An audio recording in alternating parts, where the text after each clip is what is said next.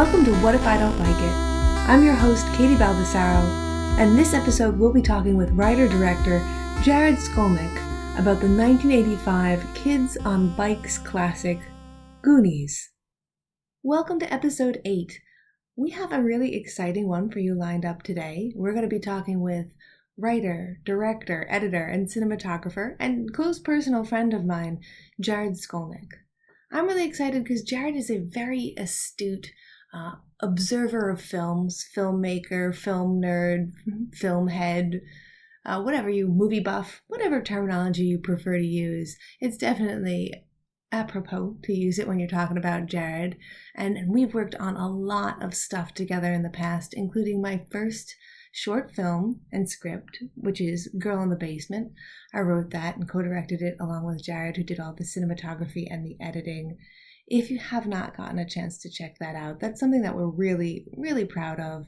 It's available on YouTube. You can see it in the liner notes, all of that good stuff. It takes about 34 minutes to check it out, and it is a horror movie, so if that's not exactly your jam, you might want to skip it. Also, Alex Squires worked on that, so there's a lot of my close friend group and energy and love that went into that. If you haven't taken a chance to check it out, please do us all a favor and do so. And then while you're there, you can subscribe to my YouTube channel because TikTok might be getting banned. If you haven't heard about that in the news, TikTok is getting pressured by the U.S. government to, no longer be focused in China because they consider it to be a wing of the Chinese Communist Party and that it is infiltrating American youth with propaganda. And I'm not going to say that that isn't true of TikTok, but I'm also not going to say that that isn't true of Facebook with American propaganda. I mean, we all remember Cambridge Analytica. That's neither here nor there. However, TikTok might not be something that's widely available to U.S. citizens going forward, so I am kind of moving over to YouTube. I'm still on TikTok at Movie Runtime, but do find me on YouTube as Movie Runtime KT.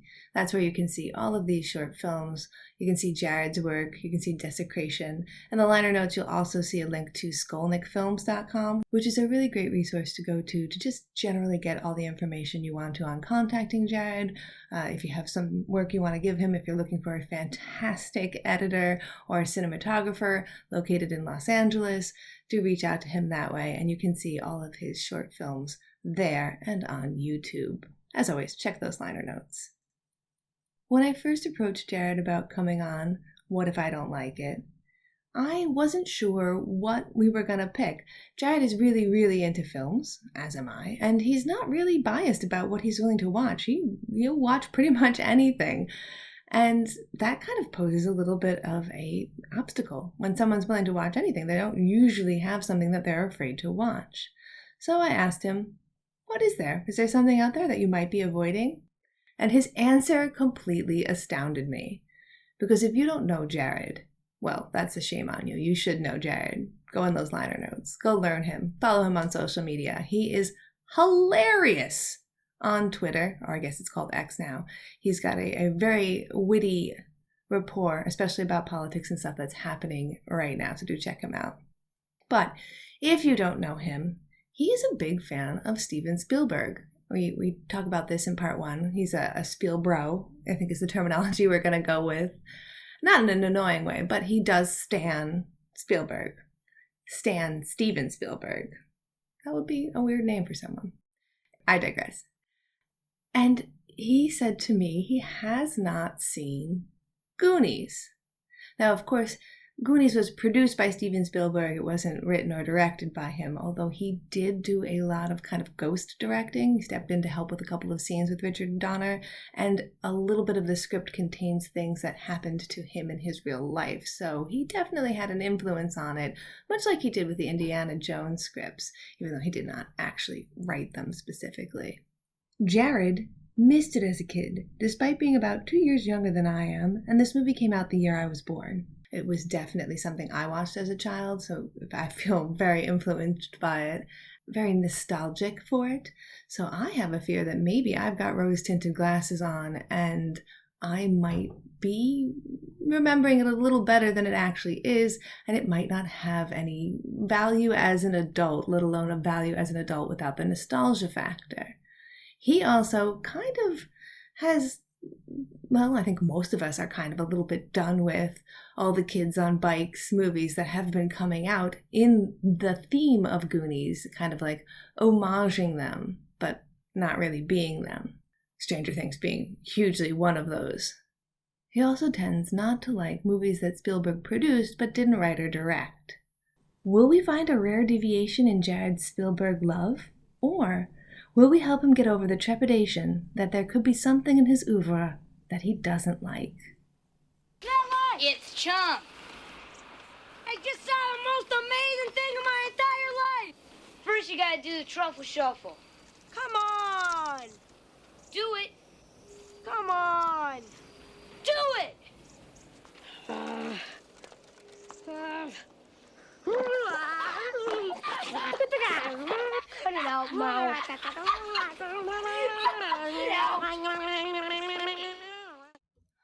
Welcome to episode 8. We are here to discuss the movie Goonies, along with Jared Skolnick, a personal friend of mine, and I'm so hyped to have you here. Glad to be here. Awesome. So, for people who don't know, Jared, what do you do? Well, right now, my day job is an editor and assistant editor in Los Angeles, but I also make a lot of horror movies, including I was the co-director of Girl in the Basement. Yes, people definitely hear me talk about you and that a lot on TikTok, and I think in this podcast as well. Yeah, it was a great time. I'm very proud of the film.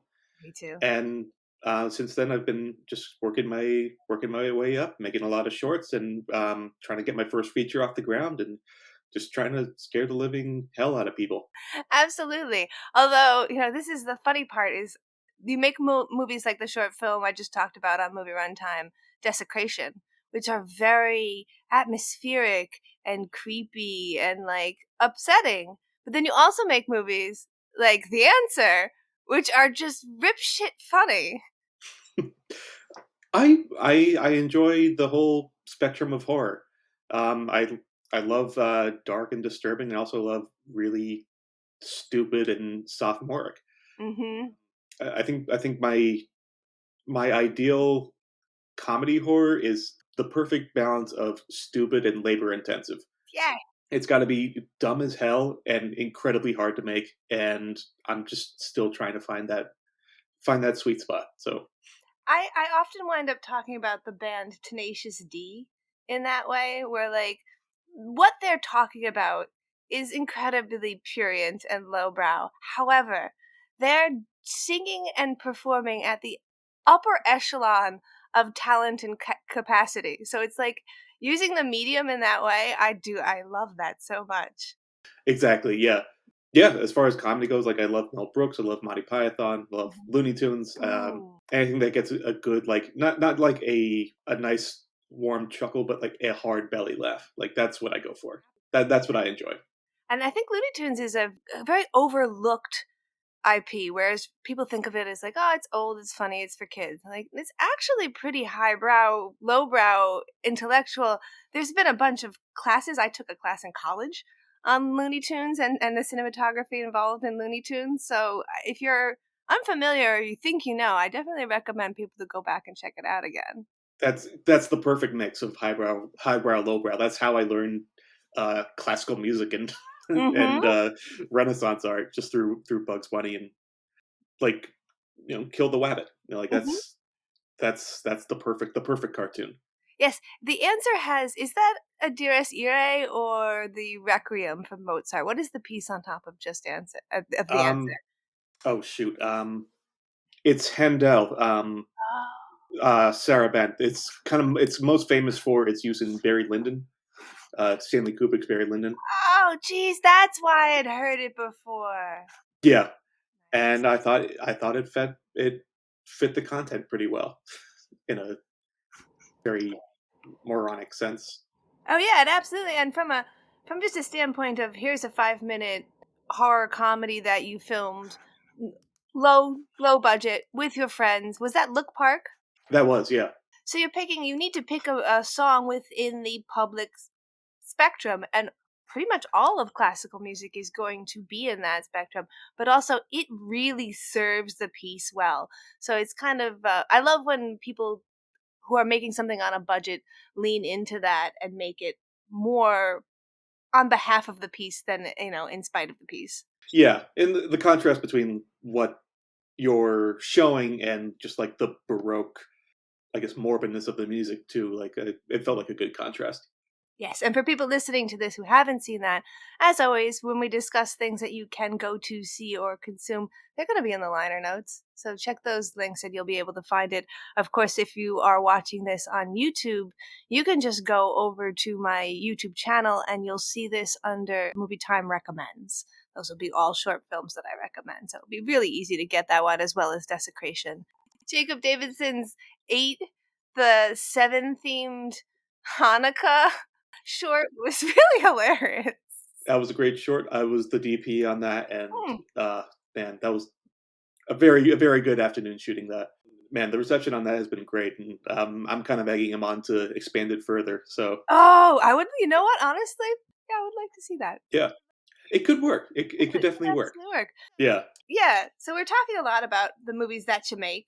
hmm You did actually act in one movie though. Once, didn't you have a Pez dispenser coming out of your eye in one movie?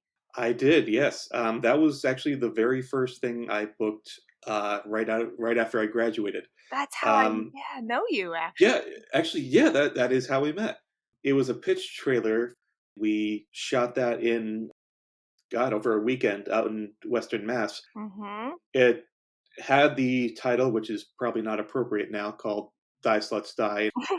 It's I have a coffee mug from the you get swag from things. Yeah, So I have a coffee mug because I was the poster for that. I actually don't really appear in the movie. I'm just the blonde screaming at the beginning, and it's Scott Morrell's hand, the cartoonist, who's attacking me. So I that's have right. a Yeah, mug that's just me in a blonde wig going ah, and it says "Die sluts die" on it, and then when I'm the kind of idiot who forgets and brings it to work, and people are like, "Wow, Katie," and I'm like, "Don't you realize it's me? I'm the blonde on the mug. It's fine. it's all good. It's not fine." Yeah, and one of the gags was I got a Emperor Palpatine Pez dispenser shoved in my eye. Got the whole makeup applied and everything. It looked really great. Who was the makeup artist on that? Oh shoot, that was Alex Squires, It who was Squires. yes, Yes. who is actually in The Answer Yes. and did our makeup Girl in the for Girl in basement. the Basement and The Earth Rejects Him too. And he wrote and directed the Starwell Foundation because Brett is on, That's right. and we're both voices on that. So yeah, that man is prolific. Yeah. I'm trying to get him on the show. We're gonna get him to watch an episode of Last of Us. I always hesitate to say the name of that show because I get it confused with the NBC show This Is Us. And so what I'll say is This Is the Last of Us. And honestly, would see that crossover. Would absolutely watch that crossover. I haven't seen either, but I've heard they're very different. Hmm. I feel like it would be a good hybrid. Yeah, no, absolutely. I mean, you could probably kill a zombie with a crock pot. Spoilers. Ah, Um, damn it. No, no, you ruined it for me. ruined it. So yeah, so I know the people who are listening to this keep hearing Alex's name. You will soon meet the man. You will. But yeah, that was a funny way because we were not on set at the same time, but hmm I'd seen the dailies from yours, and we were going to work on another project together. And so people were like, "Hey, do you know Jared? Here he is. Like, do you recognize this guy? Here's a picture that of him." that's the picture they use for That's the reference. picture. Yeah, that they showed me, and I'm like, surprisingly, little difficult to recognize this guy. Yeah, just gotta Photoshop out the Palpatine and all the blood and viscera. Yeah, no, it's very similar. So, yeah. Yeah. Oh yeah, because I think you were working on Killing Brooke. Yes, I was the That's DP on that. that's how because I came back to film parts of that. Yeah. Oh, small world. So as we talk about movies that we were in that may or may not have been good, let's talk about movies that you do like. I like forgetting maybe I like to get a litmus on the guests and give the people who are listening an understanding of who you might be as a film goer. So let's do your top 4 films. Like this is Letterbox. What's your top 4? Okay. I'll give you my letterbox top 4. Oh yes. So we both are on Letterbox. I love this. I started off being like, why would anyone use Letterbox? And now I'm like scratching at the back of my neck, like, hey, anybody got some Letterbox reviews today? Yeah. I found myself in a bad habit where while I'm watching a movie, I hear myself writing my letterbox review in real time, trying to find like the perfect pun or something, and it's a bad habit. There was an Onion headline that said, "Moviegoers no longer watching movie, only coming up with Letterbox one-liner." Yeah, yeah. I shouldn't do it. I do it, but yeah, Zone of Interest. I watched it. Have you seen it yet? I have. Yes. Soon as it ends, I'm talking like lights are done. I look to my right, and the person, because I saw it in a packed theater, Hmm. person next to me already has Letterboxed out and is typing out their review. I I feel like you gotta let that soak a little bit. Just Yeah, yeah, maybe not immediately after all of that. yeah. So as much as I love Letterboxd, it can be performative. It can be, Putting yeah, that aside. Yeah. yeah. Sometimes I get like sometimes I try to write like a really insightful or at least like emotionally honest review. Sometimes Mhm. I just want to get a gag in. So Oh, yeah. I guess it depends on the movie. Yeah, Yeah, it definitely does. I think that having a space, kind of like a dance between the 2, those are my favorite kind of reviewers. People who just think it's an open mic, I'm not super interested in, and I don't always wanna read a huge review. yeah.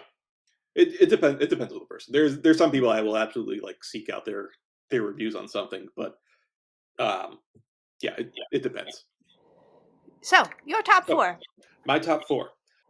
This is not a ranking, so this is just how I have them. Mhm. This is just 4 movies. Yeah. First one, AI, artificial intelligence. The famed collaboration between Spielberg and Kubrick. Mhm. I saw that when I was 13, so that was a Mhm. very formative movie, Mhm. both as a fan of both directors and a fan of science fiction. And, it just has grown in esteem for me over the years. I thought, maybe it's just like a combination of good timing and like for being exposed to adult sci-fi at that ripe age. Mhm. But no, every time I find something new, it genuinely feels like a masterpiece, uh, like a a masterpiece from both directors at the same time. That's impressive. A lot of people don't really like that one. It got ranked on when it came out. It really did, and that's actually like pretty par for the course for Kubrick movies. Mm. Um, like Eyes Wide Shut got ranked on when Mhm. when it first came out. The Shining got Heavily. nominated for Razzies. Oh my god, are you kidding me? Yeah, uh, Wow. just goes to show how valuable the Razzies are. Excuse Mhm. me, but yes, it just as a technical feat, as an act of storytelling, Mhm. it's peerless. Like I genuinely feel like I if not like the best movie of the 21st century so far, it's up there. It's funny, I saw that movie about the same age. I think we're about the same age. What year were you Yeah.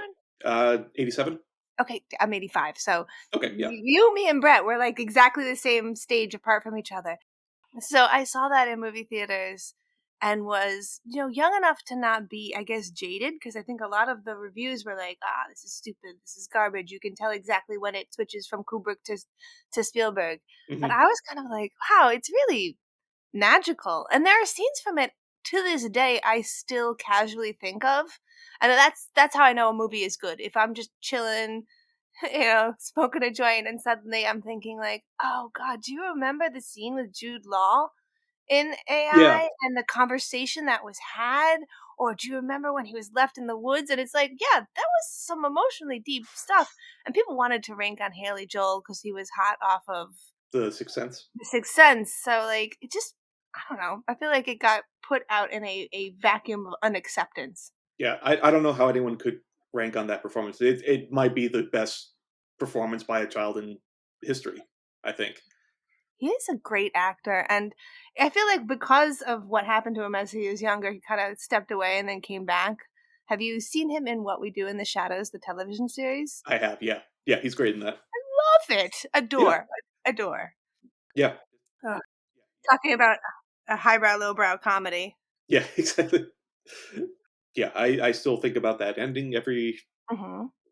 sometimes I'm prompted. I just think of like how masterful that ending was, and that got ranked on too. People Yes. thought they were. I think a lot of people just completely misunderstood it because they thought those things were aliens, but they're not. Hmm. They're robots. Yeah. Um, but I digress. Um, I'll start ranting, so I'll leave that as it may.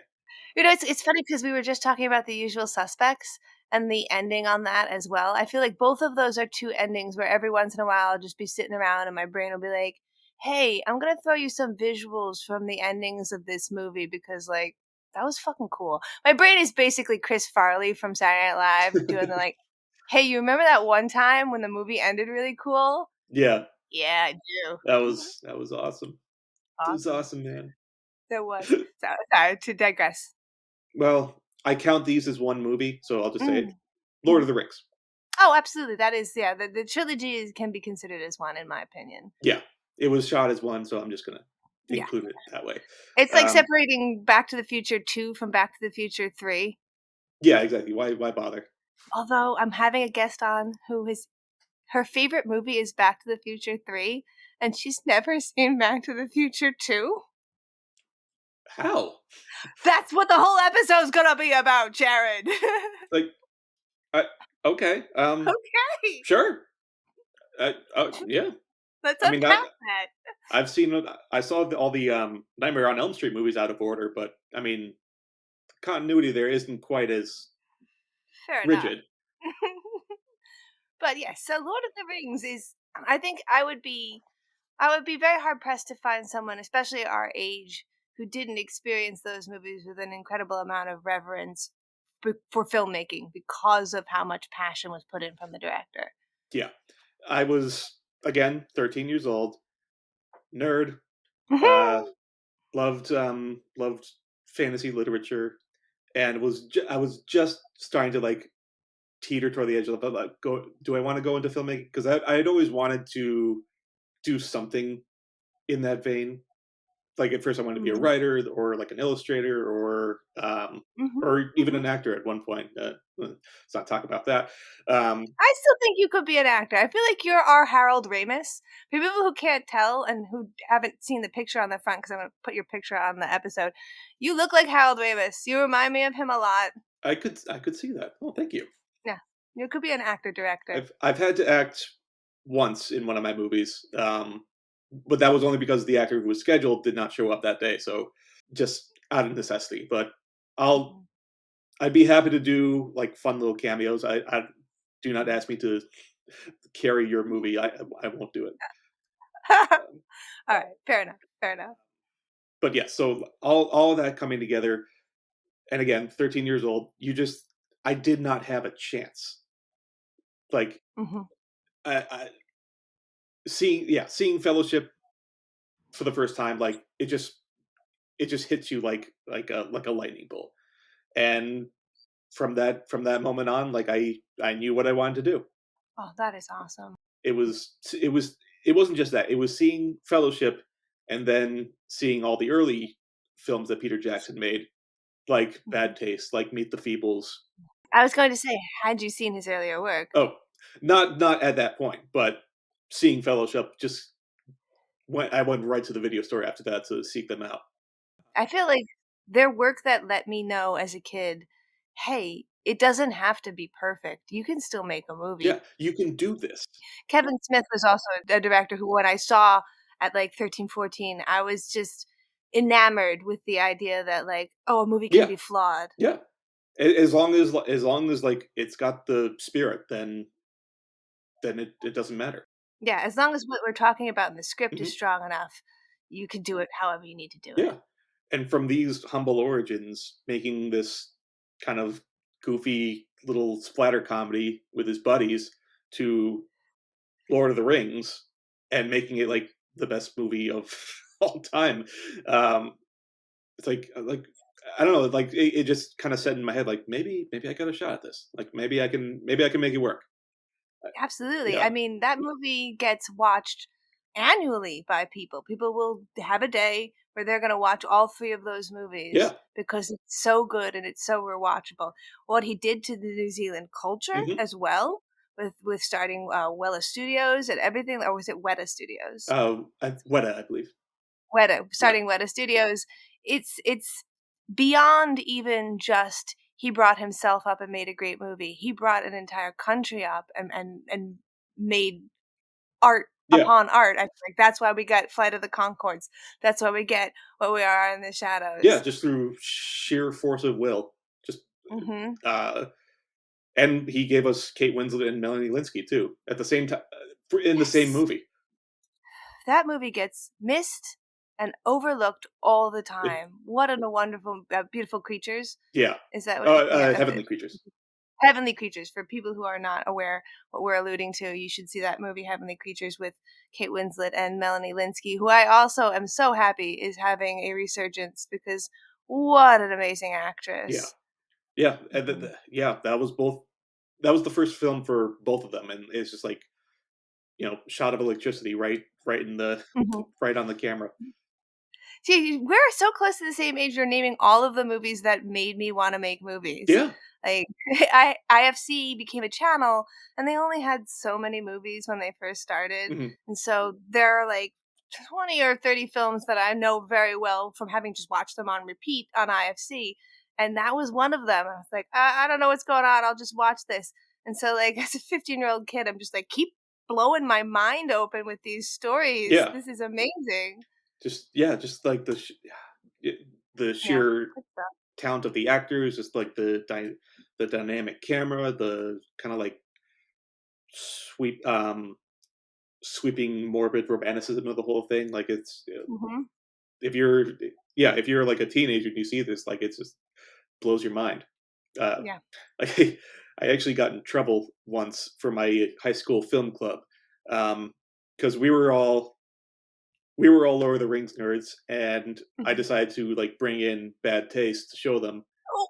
to say like, Mm. "Hey, we can do this too. Like, look what they're doing. We can do this." And it did not go as quite as well as I thought it would. Uh, I think we got about 20 minutes in before a couple people had to had to leave. Had to leave, yeah. Yeah. I mean, I've this must be what it's like to be a film nerd and to be young before ratings really hit or to have permissive parents because I got thrown out of my best friend's house when I was 12 for bringing over a copy of Deconstructing Harry. So I was just like, yeah, I just watched this movie with my parents yesterday. It was pretty funny. I'm definitely into Woody Allen as a tween Yeah. for some stupid reason. He gets me, man. Like, my parents met doing a production of Don't Drink the Water, Oh yeah. and so they have such reverence for Woody Allen that they were like, "No, we're gonna show the children Bananas. We're gonna show them Annie Hall. We don't care." They also famously don't believe in ratings. Oh, So okay. I was allowed to like they had it on our Blockbuster card. Give the kids whatever movie they ask for. There's no ratings. Just if they bring you a movie, you let them rent it with this card. Yeah. So so we saw. I mean, I was talking again to Brett about this. Went to watch The Usual Suspects at age 11, Hmm. which is just when it came out on VHS because the movie came out when I was 10. Yeah. And I'm watching it at home. My dad comes in the room and he have you seen it? Oh yeah. Yeah. Yeah. It's the middle bit. It's like right when Pete Postlethwaite Kobayashi is introduced, and my dad goes, "Ah, Kaiser Soze," and points to Kevin Spacey, and I get so fucking mad. And he's like, "Look, that movie came out a year ago. Get your shit together and go to a movie theater and see it, or tough luck, it's gonna get ruined for you." That man would not survive a day on Twitter. Yeah, right, exactly. I'm 11. It's 1996. I should be watching The Lion King. You gonna drive me? You gonna take me to the theater? Get your ass on the bus. It's over in Kew Gardens. You know how to see a movie. See, I Ah. had the opposite experience.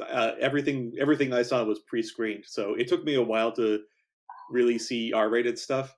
I It took me a while to convince my parents to do it, but once I did, yeah, no turning back. Well, they didn't want to. They only had so much time to watch stuff, and they didn't want to watch what they didn't want to watch. So they were just like, "Look, you can sit through it if you want to or not." I mean, they were they were big cinephiles and big horror fans. Yeah. Like, although my dad to this day talks about how he walked out of Eraserhead and gets so angry about David Lynch films. But there's what's the movie with the little tiny tribal guy who goes like Um. some 1970s horror film. Oh shoot. Um. I can see the cover of it. Yeah. It's okay. I'll figure it out and put it in the liner notes. My parents had just watched that movie, and my mom talks about how this is why we almost. She's like, "This is why you almost didn't exist because I almost killed your father." She goes into the bathroom. My dad hides under a blanket in a rocking chair in the corner of the room with the lights off. She comes in and he decides to jump out and make the noise at her, like 10 minutes after the movie has ended for them. She almost killed him. She's like, I almost kicked him in the nuts so hard we didn't get to have kids. My God, the butterfly But effect of all that, of just yeah, one swift kick. yeah, but they just love movies too much to curb us Yeah, from, and that's part of the reason why I will watch literally anything. that's that's good. My parents stopped screening for me because like right when I started to get into art house stuff, and Mhm. I mean they're cinephiles too, but like there's a line, Mhm. and at one point like hey, let's check this one out. It's called Dancer in the Dark. Can we watch that? And after that, I was like, you know what, you're on your own. Just rent whatever the fuck you want. You're like, yeah, I want to do a double feature, Dancer in the Dark and then Requiem for a Dream. Can you guys watch those for me and then still want to be alive afterwards? You know, funny story. I just this weekend I got a text from my mother saying, "Have you ever heard of this movie called Requiem for a Dream?" It's like No, I Mom, don't. and swear to God, I thought this was like a test from God because I could either be very honest and say no, or I don't know, maybe check it out. I've heard good things, and then get a very funny follow up text right after. uh, What did you do? I told her the truth. I did not want to have to deal with the fallout from that. Yeah, no, Yeah. 100%. I had a friend say to me recently, "Do you mind if I borrow your SAG screener of Poor Things? Mhm. I want to watch it with my mom." Ugh.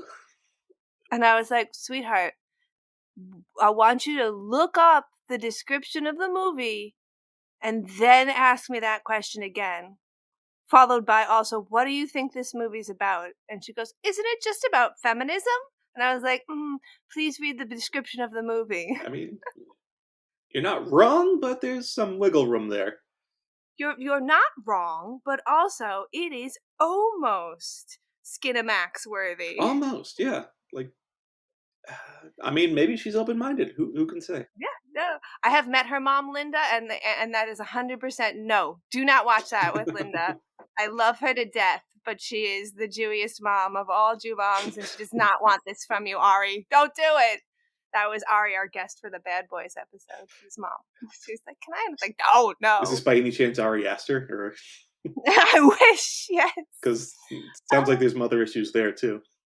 I mean, his dad was a giant dick, so. Uh huh. Uh huh. Spoilers. Ah! Spoilers. Quick question. What was the first movie that you got to watch that they didn't screen? I believe this will be kind of anticlimactic, but I believe it was Dark City. Oh, okay. Oh, that would have been a fun one for them to watch. That is quite good. Yeah, that's really good. Not like inflammatory or extremely violent or sexual or anything like that. But like that was the first one where like I was just on my own. Like I didn't have to see anything else. Yeah. Yeah. Did they reject anything that you then later on were like, now finally I can watch this? Um, I don't. Nothing comes to mind. I think it might have been something like I think it must have been one of the Freddy movies. I think. Yeah. I those were the ones I was trying to like push. Like, come on, like he's got a rap song now. He can't be that bad. Come on, it's fine. Yeah. Oh, yeah, my parents told me I wasn't allowed to see movies. There was a level to which they said movies were so bad that they never wanted me to watch them, Yeah. which is a really weird thing. Like, I still haven't seen the third Godfather because it's a promise. My dad's like, if you see the third Godfather, you can't come home anymore. Damn. Okay. Uh, They they they love the Godfather, and the theme song to the first one was their wedding song. yeah. It's not a bad movie. It's just not The Godfather 1 and 2. Yeah, I know. So I'm scared of watching. So I guess I've never seen Yeah. that one. It I've also never seen Eraserhead too. really. Oh wow. No, no. Would you get disowned for that or? Now, I would not be able to tell my dad that I saw it unless telling my dad I saw it would be like when people knock on the table and they go hello and they have dogs in the house and the dog goes insane. Yeah. Yeah, like I don't need to start my dad barking about it. Fair. That's fair. You got that would be good to watch like at like a midnight screening somewhere with Yeah. all the weirdos in the same room. You know what? If I was at like a good Greenwich Village theater or like the Draft House, I would absolutely catch it that way. I think that's how I need to see it. Yeah, I think so. That's probably the best way. Or either that or on a very worn out VHS on a CRT TV. Ooh, I still have a very tiny VHS built in, like this big, like a 26-inch TV from college that I keep just in case Ooh, I yeah. come across anything where people are like, "Sorry, it's only on VHS." I'm like, don't worry, That's smart. you can still give it to me." Yeah. It's making the comeback. Yeah. At least out here in LA. Oh, good. Oh, yay. Yeah. Hey, well, I have a VHS player still. Yeah. Go for it. So I'm thinking about your top movies that you just told me, and there's two very interesting things that make me curious as to how you haven't seen Goonies, because one of those is a Spielberg film, Hmm. and one of those has Sean Astin in it. That's true, yes.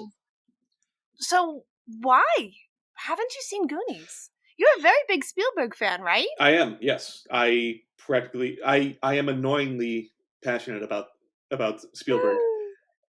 Spielberg bro, if there's such a thing as Spielberg bros, which I don't know if there is. Spielbros? Spielberg Maybe. bros. Yes. I don't know. I guess I would be one if there were any. It's like you don't understand how like fucking complicated his blocking is, which I have said to people. I will take a Spielberg bro over a Scorsese fan or Scorsese head any day, to be Ooh, honest. okay. They're a little bit more rabid. Not that I dislike the director more. I just find that his fan base is a little. They're also likely to have a Scarface poster in their house. Fair. Fair. Okay. Yeah, I can see that. Which is ironic because he didn't even direct that. No, it's like they tend to take the character in a movie that you weren't supposed to idolize, even though they are our protagonist, Yeah. and misinterpret that into a character that they're going to emulate. You know, the classic one being don't emulate the Joker from Joaquin Phoenix's The Joker. Yeah. Don't emulate Christian Bale in American Psycho. These are our protagonists, but they're not. He's just like me. Red flag, red flag. No. Um, but yes, Spielberg, Goonies. So at first it was just circumstance. Like I just never got around to it. For some odd reason, there was just something else that I wanted to see more. It was something I always knew of, but I just I guess I always just found something different at the video store. And after a while, it got to the point where I always hear people talking about it, and it seemed like one of those movies where you have to see it at a very specific time for it to make its best impression. Like you have to be the right age just to like get the most out of the Goonies. There's this example like I always talk about like millennials and a Goofy movie. Millennials worship that movie. Like they love that one so much. But if you talk to anyone born before or after that specific range, they don't know what the hell you're talking about. It's such you wow, way to cut to the exact perfect example. Yeah, Yeah, it's 100%. and I'm a fan. Love. Yeah, and I don't know what the hell you're talking about, and there is a 2-year difference between Yeah, us. but like it like there's a local theater here called the New Beverly, which plays movies exclusively on film prints now. and they just had a showing of that, and I've never seen it. it's sold out instantly. Like, Wow. people go Wow! nuts for it. Okay. I'm not saying it's I don't kn I just don't even know anything about it. Yeah, like, if I think if you saw it now, you wouldn't be quite sure, Okay. like, why is the fan base, like, that passionate about Mhm, it? mhm, And, yeah, for a long time, I just thought I missed my window for the Goonies for that exact same reason. mhm. And for whatever reason or not, I just kept not seeing it. And there's a lot of people who were in the same boat as me, who saw it too late and they just didn't like it. Like they found like it too obnoxious or just too like Mhm, um too 80s or just mhm.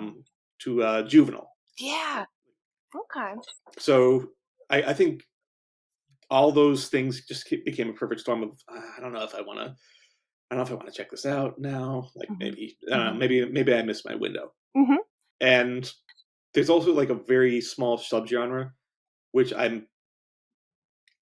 I'm splitting hairs here, but I also like it gets me like um, oddly worked up.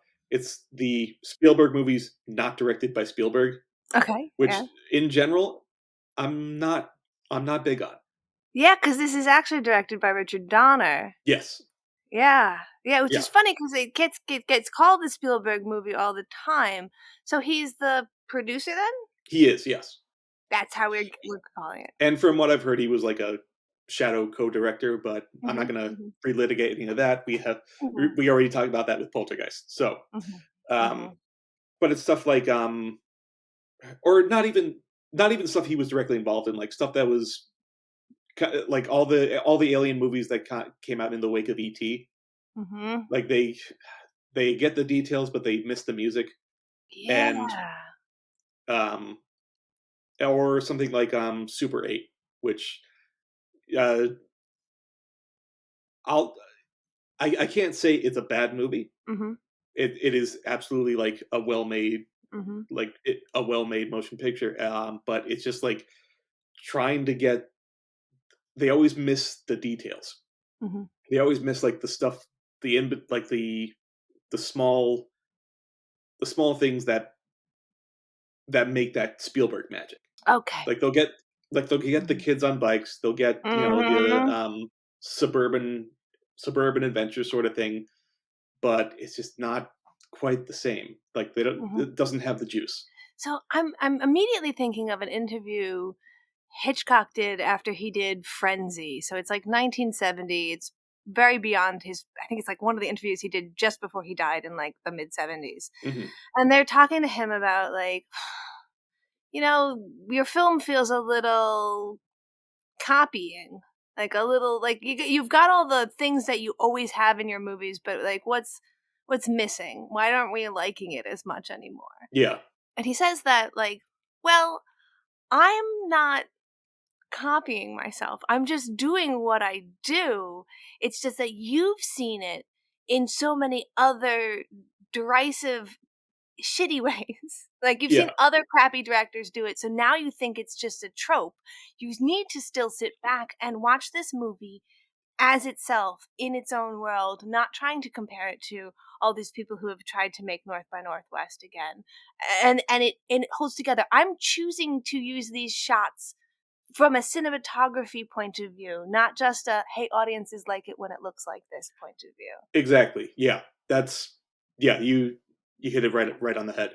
Because Mhm, like when you look at stuff like ET, like that's like we see this like cultural phenomenon mhm, that made bajillions of dollars, but but like it's so inherent to Spielberg's style and to his biography now that we've seen the Fablemans, mhm, we know more details about his life. Like this is absolutely like a personal film, and everything that came after that was which like I don't doubt that they wanted to make a good movie and they were passionate about it, but you get the sense like they're doing it because this was popular. Like this was like, oh, okay, well, people apparently like this trope, so let's go for it. And there's just not the same feel to it. even though this film was not written by it's written by Christopher Columbus, which is why I like to watch it on Columbus Day, or directed by Spielberg, it does contain things from his very personal life. So he did have some like touches into the script. In particularly, there is a scene on the balcony where Chunk tells a story. I'm not going to tell you very much more than he's telling a story about being on a balcony in a theater. Yeah. The story he tells is based on a real life prank Spielberg did while growing up in Arizona as a child. Yeah. So, like, what I think is interesting is you're making some really very, very valid points as to why to be trepidatious of this. I immediately think of, like, oh my God, in our current world where 90% of the movies with kids in them are made about small town kids growing up in like rural wherever the hell, riding bikes Yeah. and discovering the truth of friendship. Like, of course you're going to feel like, oh man, do I want to do Goonies? Hmm. But Goonies is kind of like the Hitchcock film that they're all ripping off, and they get it wrong. They're right. You're right. They get it so wrong. I do love Super 8. I think it's about as close as anyone could get to the Goonies magic, but what is missing is it's almost indescribable. I think what really happens is the memory of the 80s outside of the 80s is very bright. Yeah. It contains a lot of like colors of Benetton, things that not really everybody had, because if we're talking about small town America, they didn't have the height of fashion. What you get in Goonies is a gray film, a more color muted film with kids who feel more realistic and less cast for a period piece, because it's not a period piece. It was made in the 80s about kids in the 80s. Right.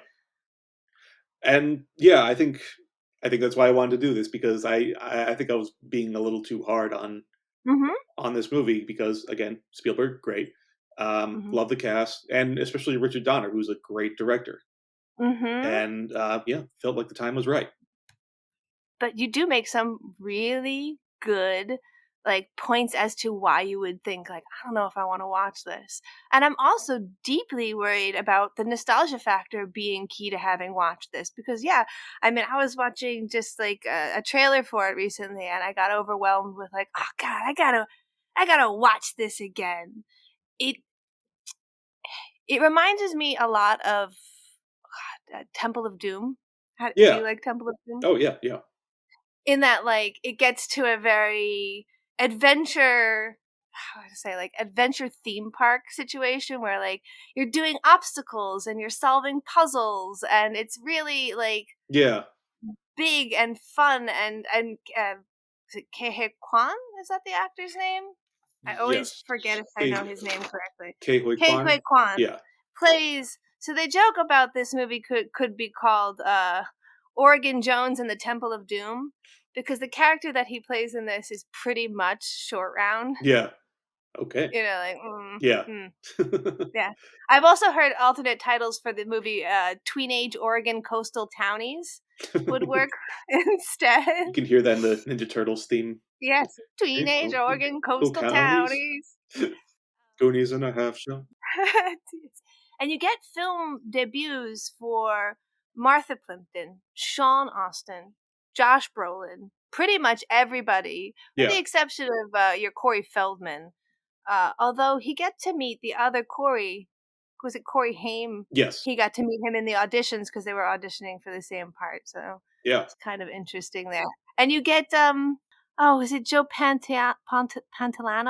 Um. The guy from The Matrix who sold them out for the steak. Oh yeah, Joey Pants. Yeah. Joey Pants. You get Joey Pants in this with way more hair than you ever get Joey Pants. So Oh wow. Yeah. that's something to look forward to. Also, all the skulls, all the bones, real bones, because we're still in that like exorcist period of our life. Oh no, poltergeist period of our life where we're like, why not just use real skeletons? Yeah, why not? They're right there. What else are they gonna do? There's some real interesting ways to do some special effects in this. Like the bats in this are just crumpled up pieces of crepey paper Yeah. that they shoot out of air guns. Oh, that's great. Yeah. Yeah, some low budget stuff. The production guy who made the quintessential map, the treasure map that they find that starts off this whole adventure, had to get it done like the night before, and he tried doing the teabag trick and everything, and like he's in his hotel room and it just doesn't look crumpled up enough, so he like cuts his hand and gets blood all over it too. Oh, He's like, jeez. oh please. Literally bleeding for your art. Yeah, Yeah. seriously. The story is that Sean Austin took the map home as his like prop from it, and his mom thought it was just a piece of like crumpled garbage, so she threw it away. Oh, yikes. Oh, man, everyone's got that kind of story. Yeah. This it does have some of that. I can't. I mean, I guess if I could explain it, then they could bottle it and everybody would just use it. That Spielberg magic where you're just stunned by certain things that are happening in the shot. And you can tell the actors are as well. And that's that kind of like, oh my God, how the fuck did they this isn't CGI. How did they do that? Yeah, That's really that cool. very palpable sense of wonder. Yeah. Yeah, Yes. So that's why I think a lot of people come back to enjoying the Goonies is because it exemplifies a kind of a hopeful wonder that kids have. yeah, And I don't know if that's us being like, oh, that was me watching this movie, or if that's inherent in the performance of the children actors in this. And I would be super curious to see how you feel about that, because as a director as well, you're going to be able to make a judgment on the acting that you're seeing here from people who are first time actors as well, which means that their performance is really coming from the direction that Donner is giving them. He made them go to like, didn't make them. He had them go to like ball games together and different events together, and like Michael Jackson visited the set to hang out with the kids, which at the time was a good thing to have done. at the time. Yes, at the time. At the Well, time, hindsight is 2020. yeah, yeah. Yeah, So you get this like real feeling that this is a group of children and they're having a good time. My only warning is that it was still the 80s, so the amount of dialogue that is joyful friendship bullying might be a little stunning if that's not something you are used to hearing in a movie. no, I'm pretty used to that. In Okay. fact, like, would you compare it to something like Stand by Me? Yes, very Okay. much so, especially because you still have Corey in it. Yes, that's right. Yeah, Yeah. yeah, Yes, absolutely. very much so. I would have expected almost all of the children from Lost Boys. Again, I'm just staying on Corey, and A Stand By Me would have had a chance to audition for these roles. Yeah, I can definitely see that. Yeah. But yes, and yeah, I mean that's great because like I mean Spielberg is notoriously great with Hmm. child actors. Hmm. Maybe notorious is not the right word, but Notorious. famously, Okay, quite, yeah. yeah, I would say Bryan Singer is notoriously great with child actors. yes, yeah. Ching, and that might have to be something I cut out. See, right there. That's what I'm saying. Is that a joke for you and me, or a joke for everybody? Vocabulary. Ooh. But yeah, this movie has a lot of that kind of like horror humor as well, because it is a little scary. I mean, we are still dealing with pirates and dead things and stuff like that. So I think that it will wind up being in your bailiwick. But is there anything that you're like a little worried about experiencing, or say like excited for experiencing? Um, There's no singing. There's no secret musical aspect. So hey, there's oh man, that. I love musicals. Like, Oh, good. yeah, that that's actually like uh I'm in the minority on this one, but like the musicals in Temple of Doom, those sequences, I love those. Like, Oh, those are good. That's my threshold. For me, if I show up to a movie and I don't know that it is secretly a capital M musical, like the Wonka situation, yeah, I start to have like a full body sweat and feel like I'm gonna faint. Like, oh God, what did I? Oh God, what did I? Oh God. yeah. The studios got to be more. The studios have to like be more honest about that because people love musicals. They love Yeah, going. Yeah, just let me know. yeah. I remember going to see Tim Burton's Sweeney Todd when it first came out, which they did everything to hide the fact that it was a musical, and half the audience walked out like 2 minutes in because they didn't know. It's like, this is a fucking musical. I thought it was a fashion movie. Bullshit. That's I stayed away from that movie for the longest time, but then I did a stint as a host on movie night, and Christina picked that as one of the movies she wanted to do. And I had a "what if I don't like it" moment, and I Yeah, watched it anyway, and I was so pleasantly surprised. All of the singing was really good, and it makes sense to have it in there. It's not superfluous. It's a musical, so bless your heart for not knowing that Sweeney Todd was going to be a musical. yeah. Just I guess they see Tim Burton, Johnny Depp, and not everyone knows Sondheim, I guess. And it's really hard to sing Sondheim, and people like Sacha Baron Cohen did a fantastic job in that. I think he's an Yeah, underrated actor. he's very underrated. I think, Hmm. yeah, there's a really big difference between like singing for a theater and singing on camera, and Hmm. they really found that good balance Yeah, definitely. for Sweeney Todd. Oh, things to be scared about. Yeah. Um, yeah, like the big thing I'm worried about is just the tone. Like, is it going to be too much for me? Like, is it just going to be like too uh, what's the word? I guess not obnoxious. The word I'm thinking is it going to feel too frenetic for me? Mm. Like you got a bunch of kids on an adventure. Like I love that kind of thing, but sometimes they try to hard to give the storytelling an energy it doesn't need, Mhm. Mhm. and because they're afraid that kids will get bored, and so they just like have stuff happening Yes. Yeah. like for like every other moment, and I think I don't think every family movie needs that. Um, I'm okay with quiet moments. E.T. has so many quiet moments. Do you know that Corey Feldman was supposed to play the best friend in E.T. and got fully edited out of that? And I feel like that would have ruined the movie because it has those quiet bits, and Corey would have only brought stupid humor. You know? Yeah, Yeah. yeah. It's okay to have that. The thing I'm excited about is also actually a tonal thing, Mhm. because I my other obnoxious opinion is that kids movies should be scary.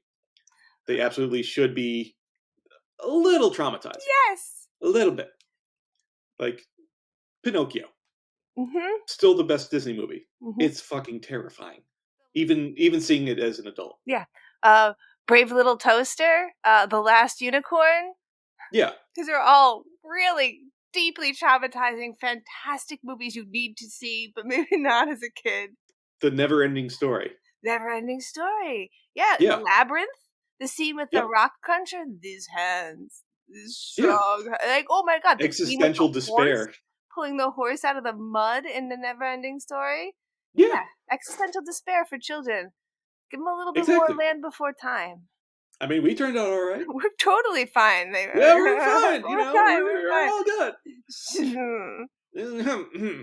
Well, this um, is so funny because the thing that you're worried about and the thing that you want to see, are things that I have recently read about in people's reviews of them. So people say that the reason they don't like Goonies is because it's not just packed full of scenes. Like it takes a little while to get going, and like it establishes stuff before it's an adventure, and you're like, huh, you know, yeah, because it's got okay, pacing in it, right? yeah. Yeah, and and the other complaint is that it's a little scary sometimes. And I'm like, yeah, uh huh, Good. It good. should be. It should. We can damn well should be. So Let that makes them. me even more excited to get to watch it. It's like, oh yes, exactly what he says. You don't say. You don't say, young Bond. Although I will say, and I'm a pretty good, canary to use for testing films like this. Mhm. Precocious children can ruin any story for me. If the children are so obnoxious that I can't even hear what they're saying or I don't even want to exist in this world, I'm out. I'm hard out. And there is a lot of screaming in this movie, but it's because scary or frightening things have just happened. So like Right. you could put a bunch of scream scenes together and be like, wow, there's like 3 minutes of kids just screaming in Goonies. And you're like, yeah, like it's Stuff scary. happens to them. Stuff Yeah, happens to them where you would go, oh, if it happened to you. So I'm not sure what you want out of that. yeah. Yeah. But that that makes me feel better about it. Like I was looking forward to it a lot more. Yeah, yeah, and it is it's under 2 hours. It's an hour and 54, I believe. So, I think the pacing is good. I feel like a movie that, gets cooked up and then boils is how I want to have a movie. And Yeah, sometimes the kids movies that come out now, especially with movie runtime, because I'm watching all kinds of movies and I am trying to watch some different kids movies. I feel like exhaustedly assaulted by the information the second we get out the door. yeah, definitely. Yeah. I'm a big proponent of just like letting things breathe. Mhm. Just Mhm. like let establish our characters and like just get to know them a little bit more, not have this like assaultive, this is me montage. Yeah. And yeah, uh, I'm, Alright. I'm gonna start ranting again. No, no worries. Well, and I've got all I get like this is a movie that has been so so beloved that there's just eons and eons of information about how it was made and what happened to all this stuff. So I'm not going to go too far into crunching that open in this half. We'll talk more about that in the other half because I don't want to ruin it for you. I don't even know how much of the story you even know. So I think we'll just kind of leave it at that and say that Okay, I'm very excited, and we're going to come back with probably, fingers crossed, even more excitement in our voices to talk about this film. hell yeah, I'm looking forward to this. Awesome. All right, guys, you'll hear some music and then we'll be right back. Don't you realize? The next time you see Sky, it'll be over another town. The next time you take a test, it'll be in some other school. Our parents, they want the best of stuff for us. But right now they gotta do what's right for them. 'Cause it's their time. Their time. Up there. Down here, it's our time. It's our time down here. That's all over the second we ride up Troy's bucket. Welcome back from the break. We are here again, joined with Jared, who has just seen the Goonies. And you said already, what do you think? I liked it. I really enjoyed it. Yay! Oh, awesome. Great, great. Then this will be an easier second conversation then. I mean, I was prepared in case you were like, it wasn't that great. But yeah, let's just start with some of your opening thoughts. Well, pretty much all everything that I was worried it would be, it wasn't, and Hmm. a lot of things I hoped it would be were. So, um, yeah, I mean, it's a solid movie. Like, I'm a big fan of Richard Donner and Spielberg and pretty much Hmm. everyone in the cast. So, I don't know what I was worried about. Ah, that's sometimes you have these worries and you're proven right. So you're like, that's exactly why I had this worry. But this one, I talked to Conan about this as well, and he was like, "Oh, I feel like you're gonna be okay on this one. It's gonna be an easy win." And when you described your worries about it, I was like gleefully happy because I was like, "It's not like that. It's not like that at all." Yeah, yeah, you were absolutely right. Ironically, Spielberg came up with the idea for, even though he didn't write the script, he did come up with the idea, which is kind of his jam. Like on Indiana Jones, he came up with the idea and then they gave it to someone else to write. And Right. so with this one, he came up with the idea when he was filming The Color Purple. Oh, okay. Okay. Yeah. Sometimes it strikes when you least expect it. Uh-huh, uh-huh, yeah, it's I gotta say. And, I read the article that was saying that that was, a little trivia of this, and it never explained why, and I was like, was there anything about the color purple that just happened then, Yeah. inspiration strikes at will. I've I've had that happen a few times. Like I've had Mhm. ideas pop into my head when I was working on something completely different. And I think the mind just wants that balance Yes. or just like that break from repetition that something else will just on the completely other side of the spectrum will just like pop in there. Mhm. I guess that's kind of like when the inspiration for Texas Chainsaw Massacre came across. The guy just wanted to get out of that very crowded store at Christmas time, and he was standing next to chainsaws, and he thought, Yeah. Hey, wait a minute. Yeah. Have you ever had anything super weird come to make inspiration for anything you've done? Um, well, let me think. Well, the film I made, The Earth Rejects Him, which you were in, Yes. that was actually based on a recurring dream I used to have as a kid. Uh, Oh, bless your heart. yeah, which yeah, I should probably look into that. But um, I'm trying to think. Well, actually, the answer, the Mhm. my short about the 789, but Mhm. as like a gory art house movie. Oh, Um, good.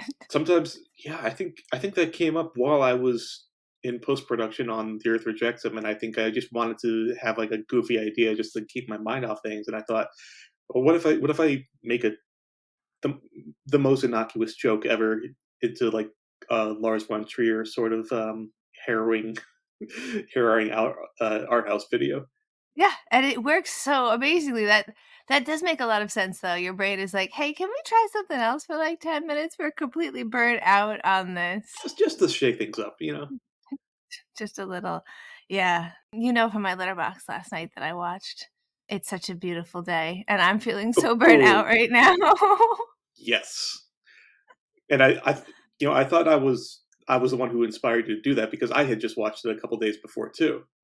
Oh, shit, That no, was just pure no. coincidence. Yes, you had told me to watch a Goofy movie, which I still intend to watch, and it's just 20 minutes longer than It's Such a Beautiful Day.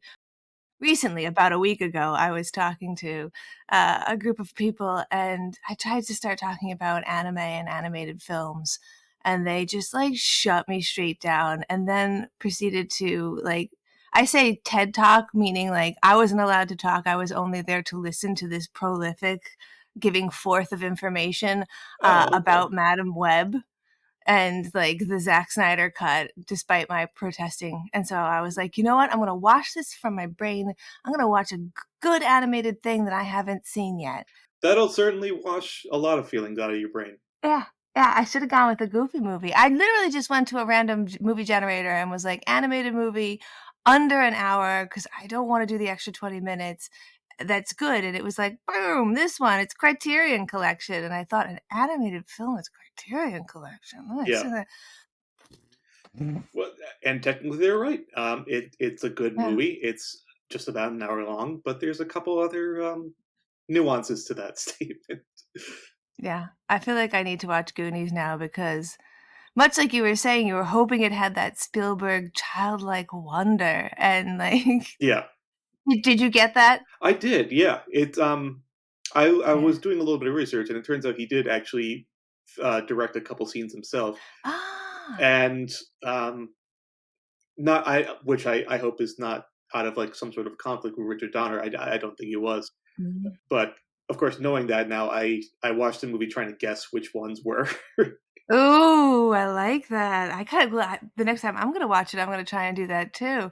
I know that, like, he was very hands-on, and he definitely there's a lot of stories from the cast members, the kids talking about interacting with Spielberg a lot, so there's a Yeah. lot of pictures of him on set too. I think he really it really feels like a Spielberg film, so when I have to remind myself that it is not directed or written or anything by him, I'm like, "Oh."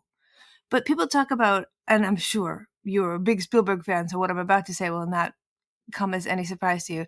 The Spielberg verse, Yes. and, like, it's supposed to be 4 movies? Do you remember which 4 it is? Um. Well, I assume it's the Goonies, E.T. I'm not sure actually.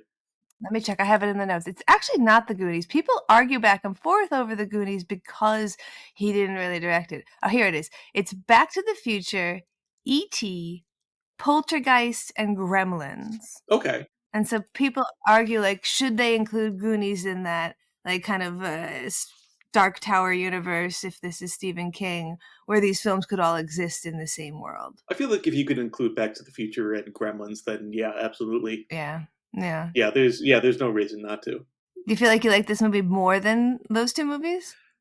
Um, I would not say so. Maybe I need more time just to absorb it a little bit more Mhm. because Gremlins and Back to the Future, those I've known since childhood. I mean, Gremlins is kind of a formative movie for me, so I Mhm. don't know if anything could ever really stack up to that, and Gremlins 2 especially. Uh, I was going to say I love Gremlins too much to even say I like Goonies, but I do think I like Gremlins a bit more. yeah, yeah, but it definitely belongs in the conversation, I'd say. Mhm, It mhm. is like a worthy, uh, component of that Spielberg verse. Mm, I would agree. Definitely.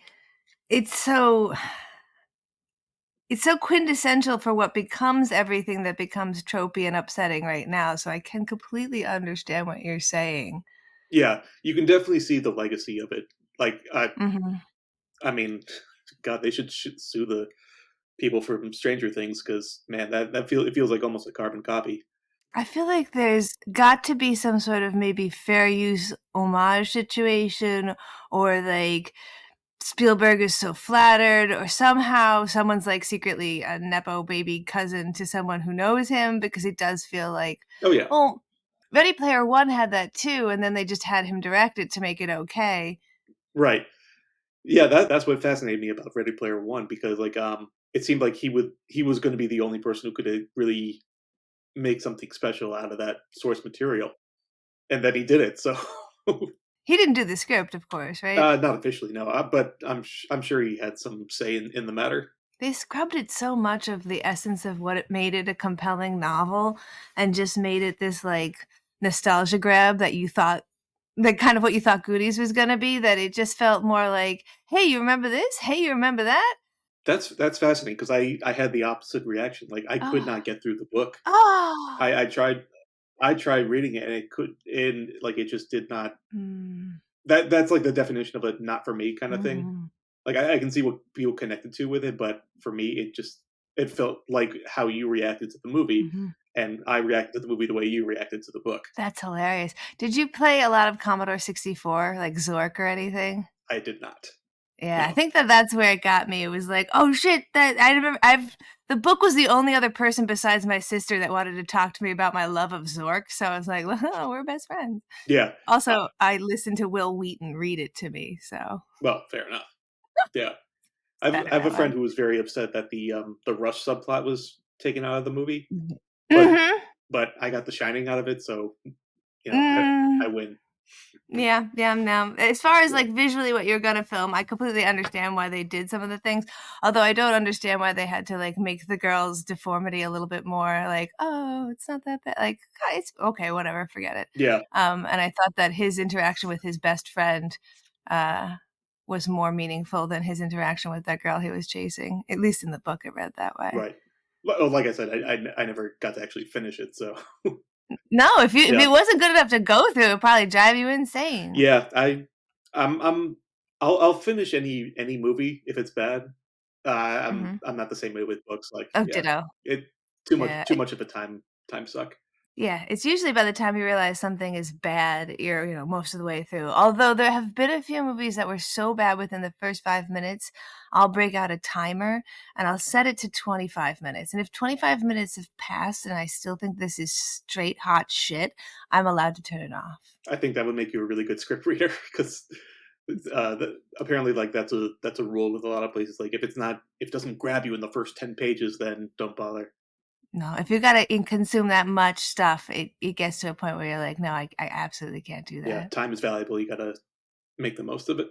Also, I've been finding that I get super agitated afterwards, like, I didn't know there was a bottom to how bad something could be that I'd be willing to watch. I mean, I've been in some things that have been so bad, I was wondering if I could watch them, but I still made it through, and recently I watched something where I was just like, "Holy shit, I can't believe I wasted time with that, I had things to do today." Like, the rest of the day, I was in this angry gray spot of being like, "What is this stuff?" Yeah, Yeah. that's very fair. I've worked on some things that are nearly impossible to watch. We both have. With bad movies, like, I don't have a good time, but sometimes I'll stick it through because maybe it's a learning experience. Mhm, Like, maybe if I can, like, pinpoint exactly, like, what's pissing me off about this specific thing, mhm. maybe I can apply that maybe I can apply that uh, to my own work, or at least to avoid it. Absolutely. Yeah, well, if you can't know light without knowing dark. Yeah, yeah, exactly. So this film had a lot of kind of editing done to it to save it from almost being a pretty shitty film, in my opinion. There's a couple of deleted scenes and subplots that didn't exist, Yeah, including one with a giant octopus at the end. Are you aware of that one? that I was not aware of. No. Yeah, they actually filmed it too, so you can see it on YouTube. It doesn't look very good at all, and it's attacking all the kids in the water. And Data makes it go away by putting a Walkman in its mouth, and then it dances away. I could see I could see how that would be hard to make convincing with 80s tech. Like, Yeah. does it look like the Bela Lugosi, Ed Wood octopus or Do you know what? As soon as I saw the clip, the first thing I thought was, "You get in here and thrash around." "Fuck you, you'll get in here." Oh, yes, But absolutely. I gotta find that now. I Like, know. I love deleted scenes. I love watching that. Yeah, there's also it doesn't have any dialogue on it because it's so heavily deleted, and I still can't understand to what extent, but there's an entire subplot revolving around 2 escaped gorillas, which are really, of course, just people in gorilla suits, driving, looks like a convertible around and, like, doing a lot of, like, arm gestures, and the cops are after them. I can't put that one together quite very much at all. Now now see, when you say that, like, you're pitching an amazing movie, but, like, in and of itself, that sounds fantastic, but, perhaps within the context of Goonies. this particular movie, it wouldn't have worked. Do you remember New York Ninja and how that movie got made? Yes, I do. I would pay for someone to take for people who are listening and don't know, New York Ninja was something they found the footage of finished, like all of the unedited footage, and they didn't have any sound, and they managed to put it together in ADR and make a film without knowing what the original script was. And it's a wonderful experience. And it is worth your time, absolutely. There's a great How Did This Get Made about it as well recently, but I would watch a maybe short film made out of the gorilla footage of this that pulls it together somehow. Yeah, like, 2 gorillas hijacking a car, like, that feels like a good Sundance movie. Yes, yes. It would be like Tom Stoppard's Rosencrantz and Guildenstern Are Dead. We tell the whole Goonies story from the viewpoint of the 2 actors who got paid to play the cut out. I'm not kidding, this might actually be a great story. This could be something. Yeah, pin Like, this. this would have yeah, this would at least win, like, an audience award or something. Yeah, this is like our Yeah. Swiss Army Man. Get yeah, Paul Dano and Daniel Radcliffe in gorilla costumes. Boom. I'm gonna one up it. I wanna go full trifecta crazy. I want the guy who hires them to be Michael Shannon. I want one of the gorillas to be Christopher Walken. I want the other one to be Daniel Radcliffe. See, if I had green light power, then Yeah, obviously we'd be moving forward on yeah. this. On premise alone. But And on premise alone, it sells itself. sells itself. But getting completely off topic and trying to come back to topic. Did you Oh god damn it, we are on We're on still track. I'm go don't steal my ideas in the audience. Did you notice the scene that I told you to look for that was a story stolen from Spielberg's actual life? The scene where Chunk is recalling his faking the vomit in the movie theater. Yes. Yes. How did you feel about that scene? I had a blast with that scene.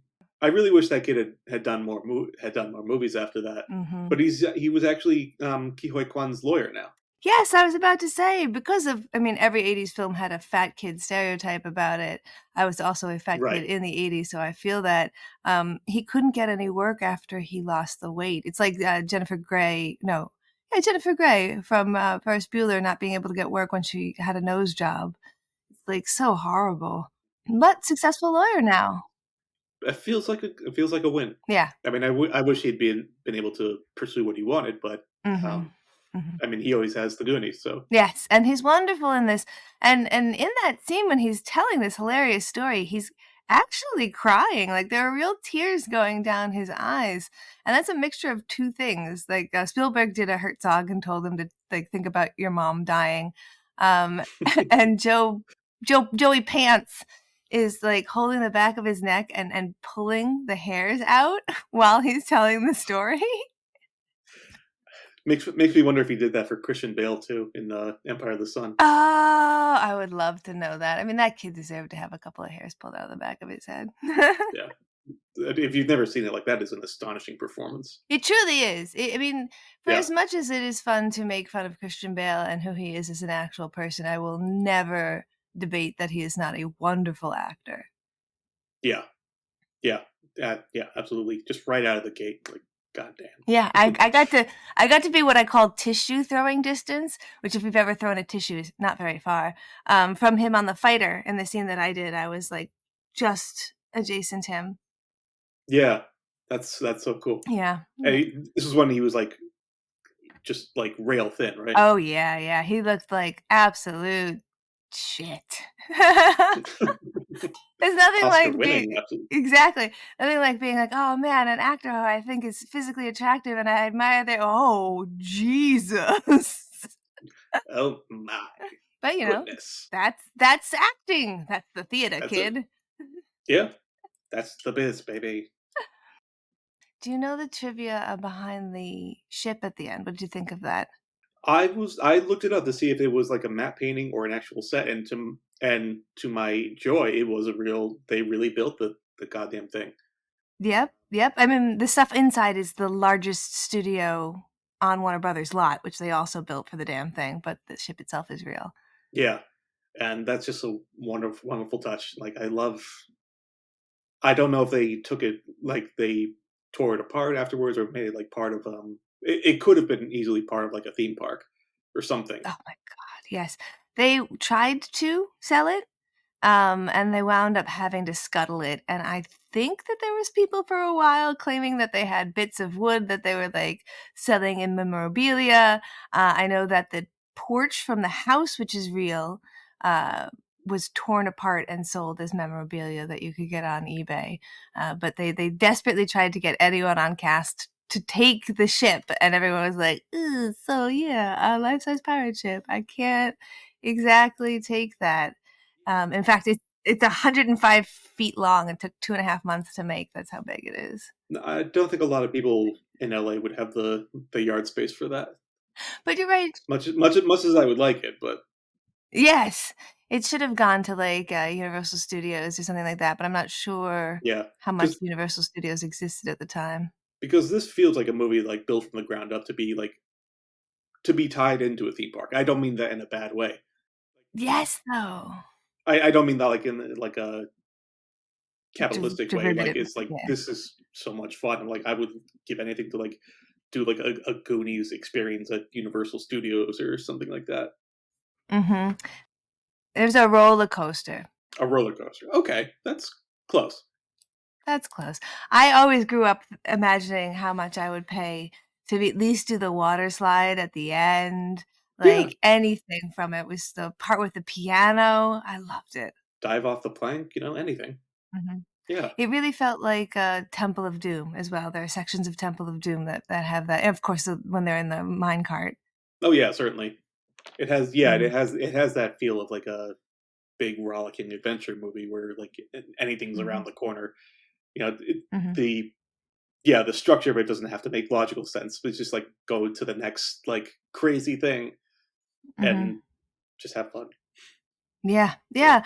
Although it's not just like bombarding you with scene on scene on scene. It does take a little bit of time to get going, which I thought was interesting. And it's a lot like color palette wise, not what you think of when you think of 80s films portrayed Yeah. now. I really appreciated that. Like I found myself enjoying the scenes of them in the house just being kids, like Mhm. almost as much, if not more, than the adventure in Yeah. like the adventure once the plot gets going. Yes, yes, Like absolutely. it felt like such like a kind of heightened slice of life sort of thing, like almost like big wide shots where everyone's kind of crowded in frame and they just kind of let it play. All Mhm. these kids just bouncing off each other. There's like that very um like post 70s but pre 90s energy to it, Mhm. Absolutely. which is the 80s, but um it's like yeah, like very very indebted to almost Robert Altman or Spielberg in his '70s movies too. Absolutely. And the kids were so young and new to film that there wasn't too much like heavy acting going on or acting thoughts going on. So it was kind of just like, let's let them be kids. They know what the lines are and see where they go with this. Yeah, Although twice in the film, I think Mikey and Data refer to Brand, Josh Brolin's character, as Josh. And they just kept it in the film yeah. because they're like, fuck it, whatever. Who gives a shit? And who cares? He looks like a Josh. Although he tells a story because this is his first role and he was like training to be an actor, and he's a big method actor, Stanislavskian style actor. Yeah. And in the scene with the first time they go underground and they're in the caves, he says to Spielberg, I want to do a take where I'm like climbing all up the walls because they represent my mother's womb. And like he distinctly remembers Spielberg cutting him off and saying, why don't you just act? Yeah, I don't think he has that reputation as a method kind of guy. Not as accommodating for that type of performance. But he's obviously don't do that. Spielberg is 100% right. And even Brolin says like, okay, that was some of the best acting advice I've ever gotten in my Yeah, life. I love, man. I mean, like everything I know Josh Brolin from is probably from like the last 15 or so years. So like it feels subconsciously I keep imagining him being like 40 in this movie, and Yeah. he kind of looks it too. Yeah, yeah, oh, Yeah. man. He actually recently dressed up as Brand for Halloween. Like, he Oh posted to yeah. Instagram with pictures of him wearing the full outfit and everything, being like, "Still got it." And it's not too far off, so you're kind of right. He should have done that on the set of Dune or No Country for Old Oh Men. my god, I would fucking love that. Yeah, that's God, that's so funny. Sorry, circling back. Um, that was actually one of the biggest like that was one of the things I was most afraid of before seeing the movie because like I get really particular about child actors. Like Oh. sometimes like there's a really delicate balance. Like you need to maintain a sense of spontaneity, but you also have to give a performance. And too often, like that can go either way. Either they can add so much energy and zaniness to like overcompensate for something, and it feels unnatural, Mhm. or they can go in the opposite direction, which is like the performances are so mannered, Mm. so stilted, like they just feel like automatons. And I don't think I really did not have that impression either way for Mhm. this movie. Like Yeah. they felt like like people who genuinely knew each other for a long time, and it never really felt forced or anything like that. Oh, yeah, and again, that's partly because they were hanging out so much outside of that, that they knew that that was going to be important for these kids. They knew they needed to get kind of new kids, and they knew that they needed them to feel cohesive prior to starting filming. And Yeah, honestly, that's the number one reason I don't like a movie that has a kid forward cast, is because of exactly what you've just described, bordering on when they're like precocious, like they're just so, I don't want to hear an Aaron Sorkin type child dialogue scene. Like that always pisses me off. yeah, exactly. Like you could hear the writer through that character. Yeah. Yeah, I've been writing a movie with child characters, and Mm, like trying to find that balance has just been like such a hassle in the dialogue, especially. Which absolutely. which I suppose like that depends on who you cast, but Mhm. still, like I'm trying not to sound like a 36-year-old film nerd talking through a child. Yeah, Absolutely, yeah, and you can get a kid who is smart enough to take the lines that are written and then just say them more naturalistically and kind of cut them and fix them for you, and I think that that's kind of mhm, what you get out of this particular cast. The only person I feel borders even slightly on that is Corey Feldman, and he has the most experience, and he's often the, like, "Hey, look at me" character in movies, and that's even why Spielberg cut him out of E.T., was because it was just too much. So I think yeah. it's funny that like the one with the most acting did that to me, whereas like Chunk is a pretty similar comedic character, but didn't do that to me. Mhm. Yeah, it's just such a balancing act. Mhm. Like, like that can happen if a child actor has too much experience, like Mhm. they're very used to hitting their marks and saying the dialogue exactly as the director told them, and then there's get I always go back to that saying, like, getting the notes but missing the music sort of thing. Mhm. Yeah. Absolutely. I think it also comes from a, like, comfortable place, like you said, they get too comfortable, they know where their marks are, they don't add any zhuzh to it, like, for Mhm. instance, the guy playing Chunk, is it Jeff Cohen? Yeah, Jeff Cohen. Jeff Cohen. Yeah. Yeah, Jeff Cohen, who's playing Chunk, so scared of losing this role that he shows up to set with chickenpox and never told anybody. And you can kinda tell that nervous energy is, like, fueling it too. It Yeah. helps the performance. Yeah, because the character Yeah. Chunk itself so desperately wants to be loved. Nobody got sick, but you can see in the scene when he does the truffle shuffle at the beginning, you can see little tiny, like, bumps on his stomach because obviously he lifts up his shirt and shows you his stomach. Other than that, Yeah. you don't ever notice that that's what's happening in the movie. Yeah, I wouldn't have known unless you told me. Yeah, maybe he's running a little fever, that's also part of his, like, extra sweatiness, which is good for the fat kid character, so it Right. all plays in, but that fear of, "This I have to get this, I need to be really present," often makes a better performance than someone who has, like, all of the experience. Someone who's genuinely invested in it. Yeah, yeah, Yeah. absolutely. And yeah, it's tough to do, and then having got, like, 5 or 6 of them all all delivering on that front, like, that's impressive. That's a genuine achievement. And I think that that's part of why this movie is considered so classic, so important, so why people keep coming back to it. It's not just that, like, "Hey, I liked this movie when I was a kid." It's like, "Oh, man, this really was a moment in time where, this amazing group of directors and writers got these really talented kids before anybody knew who they were and put Mhm. them in a movie and, like, set forth what would be all these actors we would know, come to know and come to love going on." So, I wanted to talk about the actor playing Sloth, Yes. the, former football player, John Matuzik? Is that how Matuzik, you pronounce it? yes, yeah, I'm gonna guess that that's how you pronounce it. That's how we're gonna go with how you pronounce it. Yeah. Ripped from the headlines, a Kansas City Chiefs player. They just won the Super Bowl. Oh, right, yes. Yeah, it's a I know football. I so know just sports. no, I Yeah. made a sports reference to a film nerd. Uh I only watch because, I think I usually watch the Super Bowl just to stay current on news and events, and every time I watch a football event, something completely out of the ordinary happens, and the person who is explaining football to me has to go, "I'm sorry, I need to Google this, I don't know what's going on." And So, again, it went into overtime, and they're like, "I don't know, I've never seen an overtime in the Super Bowl." like, what's happening? Is this supposed to No, I don't like this. So I curse this shit.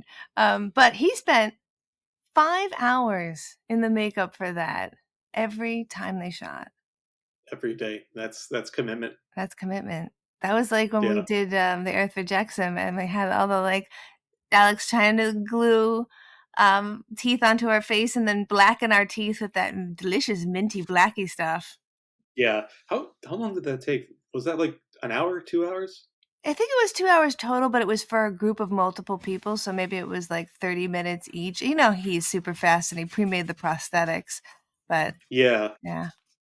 and Uh, yeah, real pro. yeah, But anytime I do prosthetics, I'm always worried I'll wind up in a 5-hour seat like this. it's it it it takes a lot more concentration than you think.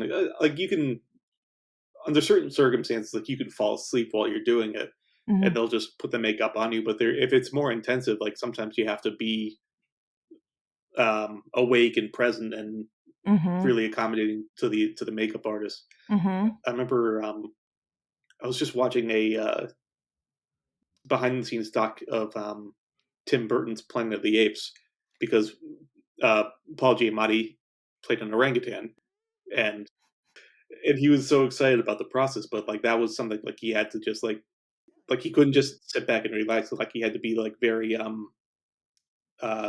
mobile as you can be in a makeup chair Mm-hmm. as they were applying each piece to it and getting all the seams and the little details in it. But it looked incredible, and like that must have been like 4 or 5 hours each day, Mm-hmm. not to, on top of a full day of shooting too, Mm-hmm. and on top of the hour plus it takes to remove it too. Yes.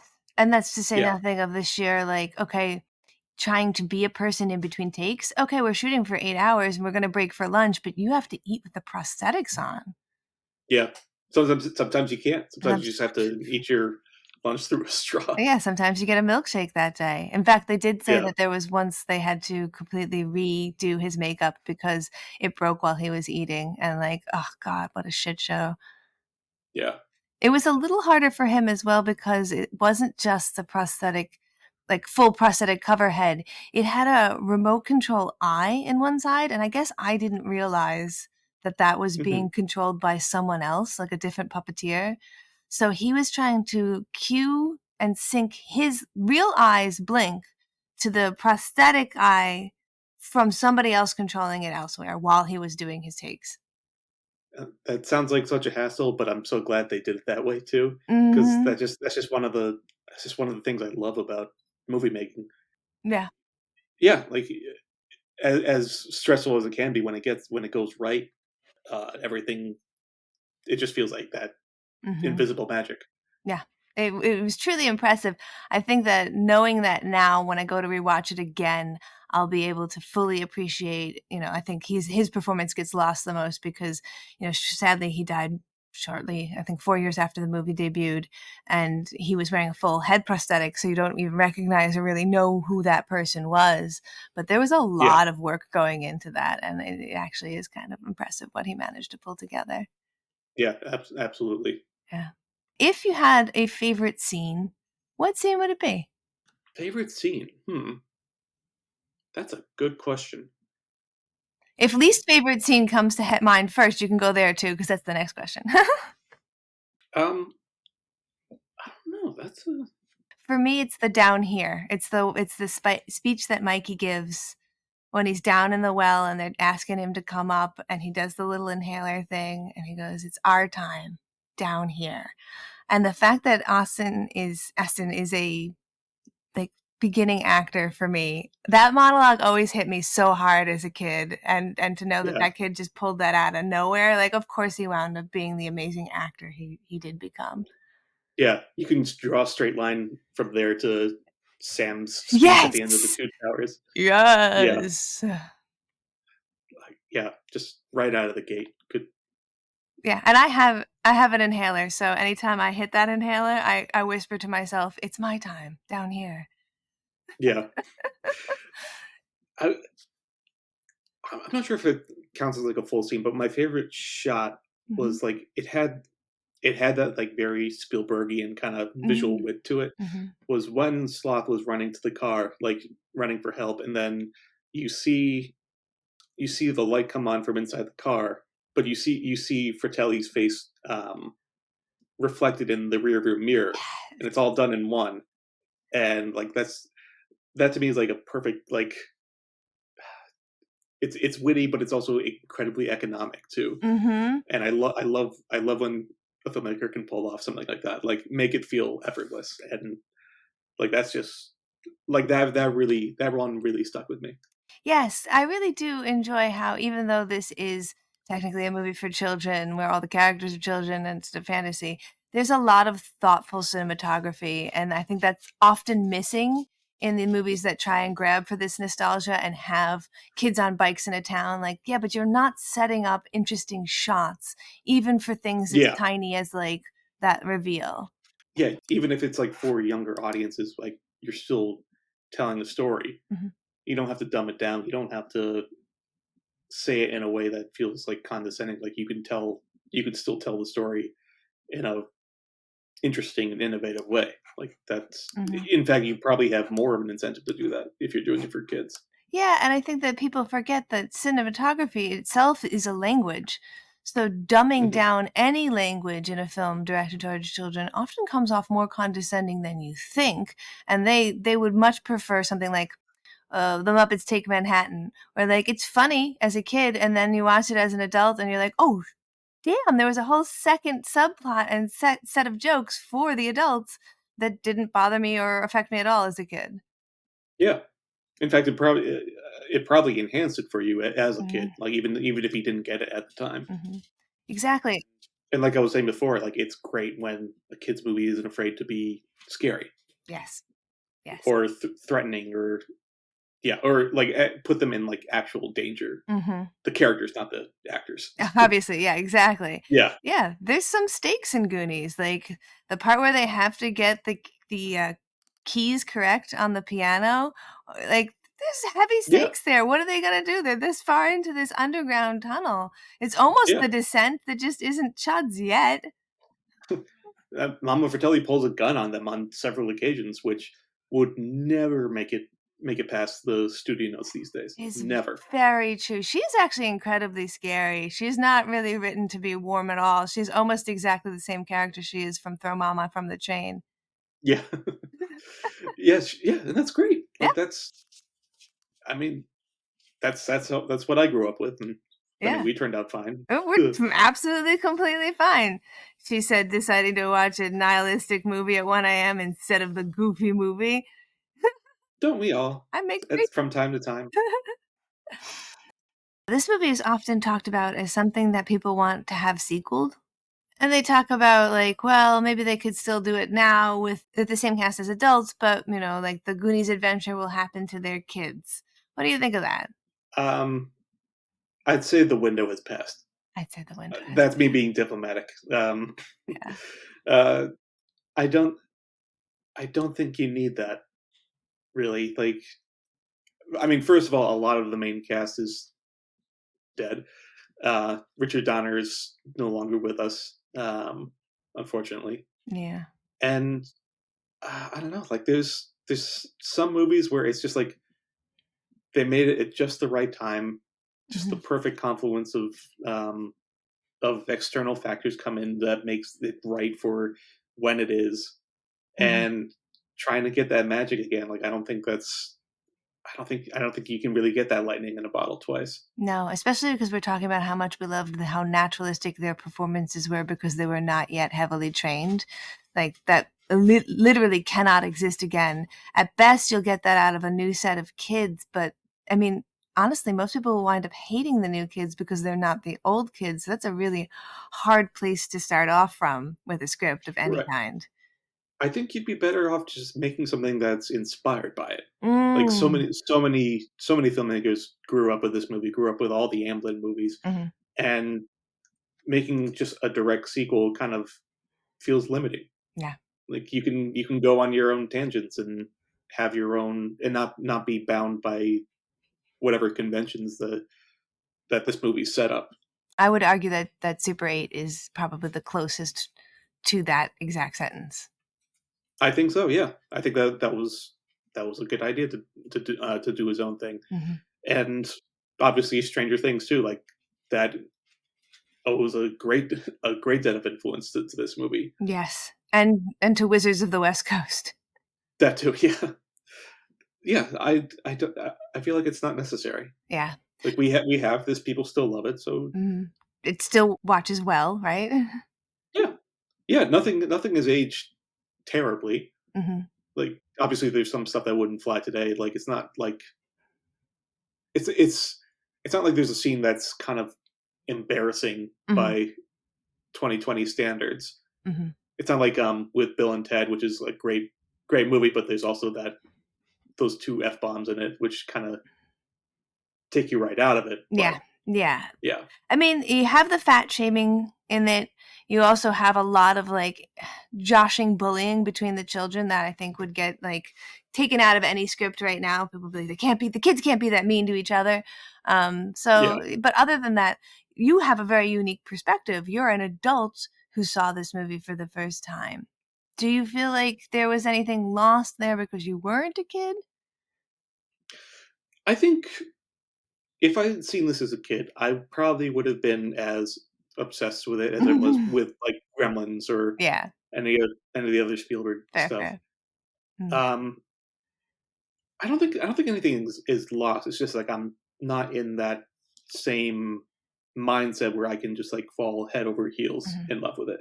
yeah, Like I acknowledge that this is something fantastic and like I had a great time with it, and I can absolutely see why other people mhm, have made it like almost like a part of their identity. yeah. I just haven't crossed that threshold. You're not gonna get a "Never Say Die" tattoo? Probably not. Uh, Again, no, I maybe not that far, uh, but if someone never talks about it, now I can say, "Oh, I love that movie," yes, yeah, and you get actually it. and be telling the truth. Yeah, Exactly, absolutely. yeah, I brought up the question of the sequel. They did write enough of a script that they made an NES video game, and even though they didn't film the script, Nintendo was like, "Look, we still made the damn game, guys. We're letting it go." And the storyline for that is insane. yeah. And I'm so glad that they didn't film it. The Fratellis break out of prison and they come for the Goonies and they kidnap everyone except for Mikey. Uh, Mikey meets a mermaid that they have kidnapped. Okay, And through her help, you have to get the Goonies back. I could see that. I could see that. Yeah, perhaps it wouldn't have worked as a movie, but you know what? You know what? Actually, going kind of circling back on that, like you could do pretty much anything with the property except the movie. Like you could make books, you could make comics, you could do video games, even like a cartoon, like a Saturday morning cartoon. Like a Lego Goonies movie Yeah, sequel? yeah, That would absolutely. work fine. That would be perfect. I just Mm, don't think it would work. A sequel would work as like a live action movie. Like that ship has sailed. mm. Ha, ship. Um, Ah! but Oh, man. there are avenues. Yeah, absolutely. I do think that would probably be the only way to do it. And I do know that that came out right around when we were obsessed with mermaids in movies like Splash. So Yeah, I understand. I understand that some executive probably said, "Put a mermaid in it," and they were like, "Sure, sure." do it now. Kids love this stuff, right? Kids like mermaids, right? All that kind of shit. It's fine. It's fine. Yeah, but yeah, you can go hog wild. You can put whatever crazy idea you have, and it just wouldn't cost like $100 million. Hmm. Yeah. Yeah, yeah. Um, what did you think about both the product placement and the soundtrack for this film? The soundtrack was I did enjoy the soundtrack. It wasn't as prominent as something like a John Williams score, Hmm. but yeah, no, I still enjoyed it. Yeah, Cyndi Lauper was the entire film soundtrack director. Really, I didn't know that. Yeah. Yeah, she did the whole thing, and that's why she wrote the song for it. Yeah, now I can see it. Now I can definitely see that. Yeah. Yeah. Yeah, very 80s in a good way. Yeah. Sometimes like I'm on two sides. Like sometimes like a very sometimes a strong soundtrack that's really of its time. It can be charming in a way that like kind of puts you in the zone of like a really nice time capsule. Mhm. But sometimes it can date it terribly. Yes. And I have no idea what the metric of that is. It's just vibes. Yeah. I think BoJack Horseman does a really good joke on that whenever they're like generic 80s soundtrack. And like Yeah, that sometimes you watch a movie and you're like, "Yeah, thank you. I know what time period it yeah, is now." And other times you're like, "Damn it, I forgot how good the 90s was for right. music." And it's a thin, thin Yeah, no line. one knows where the line is, but it's there. Exactly. It's like pornography. I can't describe it to you, but I know it if I'm Yeah, seeing it. for the same reasons. Um, for pretty much the same exact reasons. Have you seen the music video that goes for Goonies Are I Good have not. Enough? It's unhinged. The reason I ask is because Spielberg does make an adorable little cameo in it, and he's so young. It's nice to get to see him looking confused and unsure of why he's in this music video, but there he is doing his job. I mean, the whole thing is like I think she opens up a cookie shop and somebody tries to stop her from having the cookie shop. So she like does a Goonies adventure to get the cookie shop back open. I mean, it's as thoughtful as you expect it to Right, but be. that's part of the charm. That's part of the charm. There's a Absolutely. really good man. There's a really good subgenre of Spielberg cameos. I don't. Someone needs to do like a compilation of that because they're all so good. Like Yeah. What are some other well, he has ones? that cameo in The Blues Brothers where he plays the file clerk. He has Mm. kind of a walk on Hmm. in Gremlins too.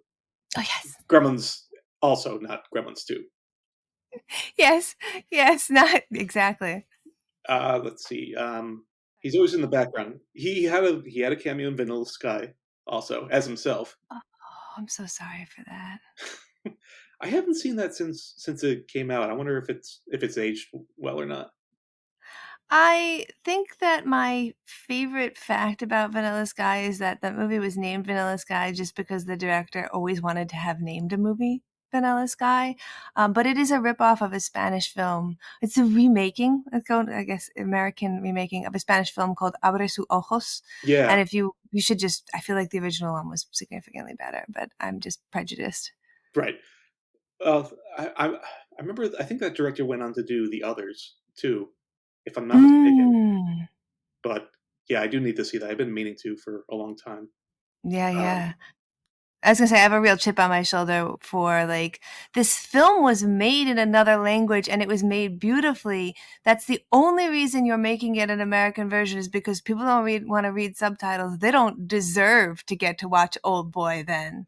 Speaking of Josh Brolin. yeah, yeah, that is true. Yeah, it just pisses me Uh, off. well, Josh Brolin's not the issue of that movie. No, no, it's just a very, very bad adaptation of a very perfect film that should be seen, and from a country that doesn't really, at the time, get that much notice for its cinema. And so I was very pissed that we were Yeah. like immediately remaking it for American audiences. Fun story. You know who was actually attached to direct that movie? Spielberg. Wow, Yeah, wow, huh? That would have been different. Spielberg was going to make it at one point with Will Smith. We were gonna get another Wild West. Ha! Just, I, I don't know if I'd want to see the Will Smith video for Old Boy. yeah, that's exactly what we would have The gotten. Will Smith tie-in Oh. video, the Old Boy rap. Uh, they could make that movie Mouth of Madness just about looking at that script. Just you open it up and your face melts like it's the Ark of the Covenant. That would be something. I mean, now that it's out, now that like the idea is out there, I just want to see that. I want to like Like, at least read the script. It would have been interesting. it would have been interesting, but God, man, what is the most violent movie that Spielberg has ever made? I mean, it's got to be either Saving Private Ryan or Schindler's List. Maybe Munich. Mhm. I Mm. mean, not as many people died as in those other two movies, but Mhm. there was a brutality to it that I think was Mhm. uh, kind of that was unexpected for him. I think. Yeah, absolutely. I think he would do very well to film action, and that's kind of what you have in Old Boy, although you have a lot more kind of stunt action than war action. And I guess if you mix Jaws in there as well, you could wind up getting something. I just have never seen him try and do something like that. So as far as the Will Smith joke that I make, it would have been truly interesting to see what he would have done with something so far out of what I feel like is his commonplace. Yeah, because it's not just the violence, but like he tends to avoid more overtly sexual themes too, Mhm. and that's Mhm. a little hard to avoid in that one. Mhm. Wee bit, no spoilers there, but No spoilers, spoilers. At this point, I assume if you're listening to this, you've seen Old Boy. Otherwise, you could just go listen to it. Go watch it yeah, right now. have fun. Get back to us with your Get back. opinions. I'm assuming you came here because you're such a Josh Brolin fan. That's how you found this podcast for this specific episode itself. Yeah, that's how we all do it, right? Exactly. Of course, of course. Old boy to the Goonies. Old Boys to Goonies. It's the new Kevin Bacon's obvious next step. There's a cute story about the end of filming in which Spielberg wanted to give Donner like a real like send off, and so they wanted a surprise party, and they thought, let's do a barbecue at his house. And so he told all the kids, this is what we're gonna do. We're gonna wrap. We're actually gonna then all go to his house and have a barbecue, but don't tell him. And because they're all children and they like suck at this, they just didn't talk to him for like the last week of filming, and he's the goddamn director. So nobody could understand why all of a sudden none of the kids wanted to talk to Richard Donner, and he was just like, what have I done wrong? And he goes home to his house at the end of Rap, and he's just like, I don't know what happened, to find everyone there like, surprise. That's so sweet. Yeah. I do the same. I do the same thing. Yeah. Basically this movie is just, sometimes you think about like, oh, what really happened on the set of Poltergeist while it was filming, and versus the movie that you got. And you're like, no, it was also a hellscape. You got the hellscape on and the hellscape off. And this wasn't like secretly everybody was at each other's throats and it was impossible to film. Like, no, it was really good filming, and the kids were really sweet and everyone liked each other, and they had like cute little stories. Yeah. Man, that's so sweet. If I was Richard Donner, I would have had a nervous breakdown that last week, but still. Yeah. Yeah, no, I definitely, my rejection sensitivity syndrome would 100% be like, I need to commit seppuku Like, what's before I happening finish here? filming. Why What's, doesn't people like me? why are they giggling whenever they cross me? Especially kids, kids can get right to the heart of making you feel terrible. Kids can be so mean. Mm-hmm. Yeah, Mm-hmm. little bastards. So, as we approach the end of the episode, I have the same 3 questions that I give people. We're gonna go into those now. And usually we've already approached question number 1, but we'll just kind of in review. Did you like this movie? If you had a star rating for it, what would you give it? I'd give it a solid 4.5 out of 5. Ooh, nice. Yeah. Yeah, my worries were completely unfounded. Ah, that's awesome. And now I feel like you have a lexicon for culture that you're going to be able to be like, ha ha, I know and get that reference. I don't have to just nod now. Yes, exactly. Exactly. You can go to Goonies trivia and stuff like that and just fit right on in. Guess what? Yeah. Yeah. And my second question is, would you recommend this to somebody? And if not, are there caveats, things like that? Oh yeah, I would absolutely recommend it. Um, Mhm, yeah, I would. There's no one I would not recommend it to.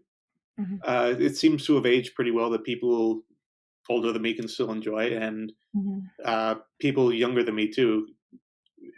I suppose for the Gen Zers and Gen Alphas, like it feels like a relic of a lost time because nobody has any. Uh, nobody can just call someone else or live stream it or something like that. So it feels like the must Mhm. feel like the Flintstones or something. Yeah. But It yeah, no. becomes period PC, I'm sure. Oh yeah, certainly. But in a way that was actually representative of the 80s. So, like, you can watch it and be like, no, this is what it was like. Yeah, yeah, not like a facsimile of it or like Mhm. someone who wasn't there trying to recreate that era. Mhm. Yeah, Mhm. yeah, I would. Yeah, I would absolutely recommend it. Would you say that there's an age minimum? Like, if I was wanting to watch this with my kids, I don't have kids, but that's in this story I do. How old would you say they should be? It's a little scary. I'd say maybe 6 and up. It's scary, Yeah, but not in a traumatizing way. It's scary that, totally. like in a good in a way that's like character building. Nice. Yeah, Yeah, yeah. I think that that's, and like, yeah, because you've got pirates and treasure maps and like kids succeeding to save their town. Like, yeah, I think that that's very relatable at a pretty young age. yeah. It's a very fantastical idea of danger without actually like being too much. You know, Hmm. Yeah, in a Disney sort of way. absolutely. Without being too precious. It's very fine line. I definitely think that Yeah, there's aspects of the scariness at the end, especially with the like skeletons and the degree to which they could have died, that would probably be kind of edited down if we yeah, did this now. yeah. It's a family movie, but if you're a kid, it feels adult. Yeah. Yeah, Ooh, that's hard. I can't think of very many other films that fall in that. like I mean, that's kind of the reaction I had to Star Wars when I was a kid. Like, Mhm. I mean, Star Wars is a children's movie, but like when Mhm. you're that age, it feels like something new. Like something like this is grown up, man. People are Yeah. fucking dying. Yeah, Dark Crystal maybe a little bit. Yeah, yeah, certainly. Like that's a hard balance to strike, but when you get it, Mhm. nothing else like it. Mhm. All right. So, last question. Having now done this, the what if you didn't like it? You liked it, so I guess the question is, do you feel like it was worth taking the risk or, to take the ride? Yeah, absolutely. I mean, I knew I was worried like that the window for enjoying it was getting smaller and Mm, smaller, but mm, now that I've seen it, and especially in this context, like mm. I think this was the right way to see it. Awesome. Yes, I'm so glad to give you the excuse and to like joyously bring you forth to it in the right way as well. Because when I had heard from you that you hadn't seen it, I felt like I could never have even suggested it because I could never have even guessed you hadn't seen it. Exactly. Yeah. Yeah. Yeah. My secret has now been exposed. So Yeah, exactly. Don't tell anybody. This there's a couple of horror movies like that where I saw them and I hate them so much, but people assume I'll like them and I don't want to have the conversation, so I just pretend I haven't seen them. yeah, It's just there, easier. It there is. are a number of movies where I will pretend not to have seen it, but thankfully that's very few and far between. Yeah. Yeah. Yeah. All right. Well, thank you so much. Before we go, any last words? Uh, no, I really had a blast. This was a great time, and I'm glad I got to see it. And thank you for having me on.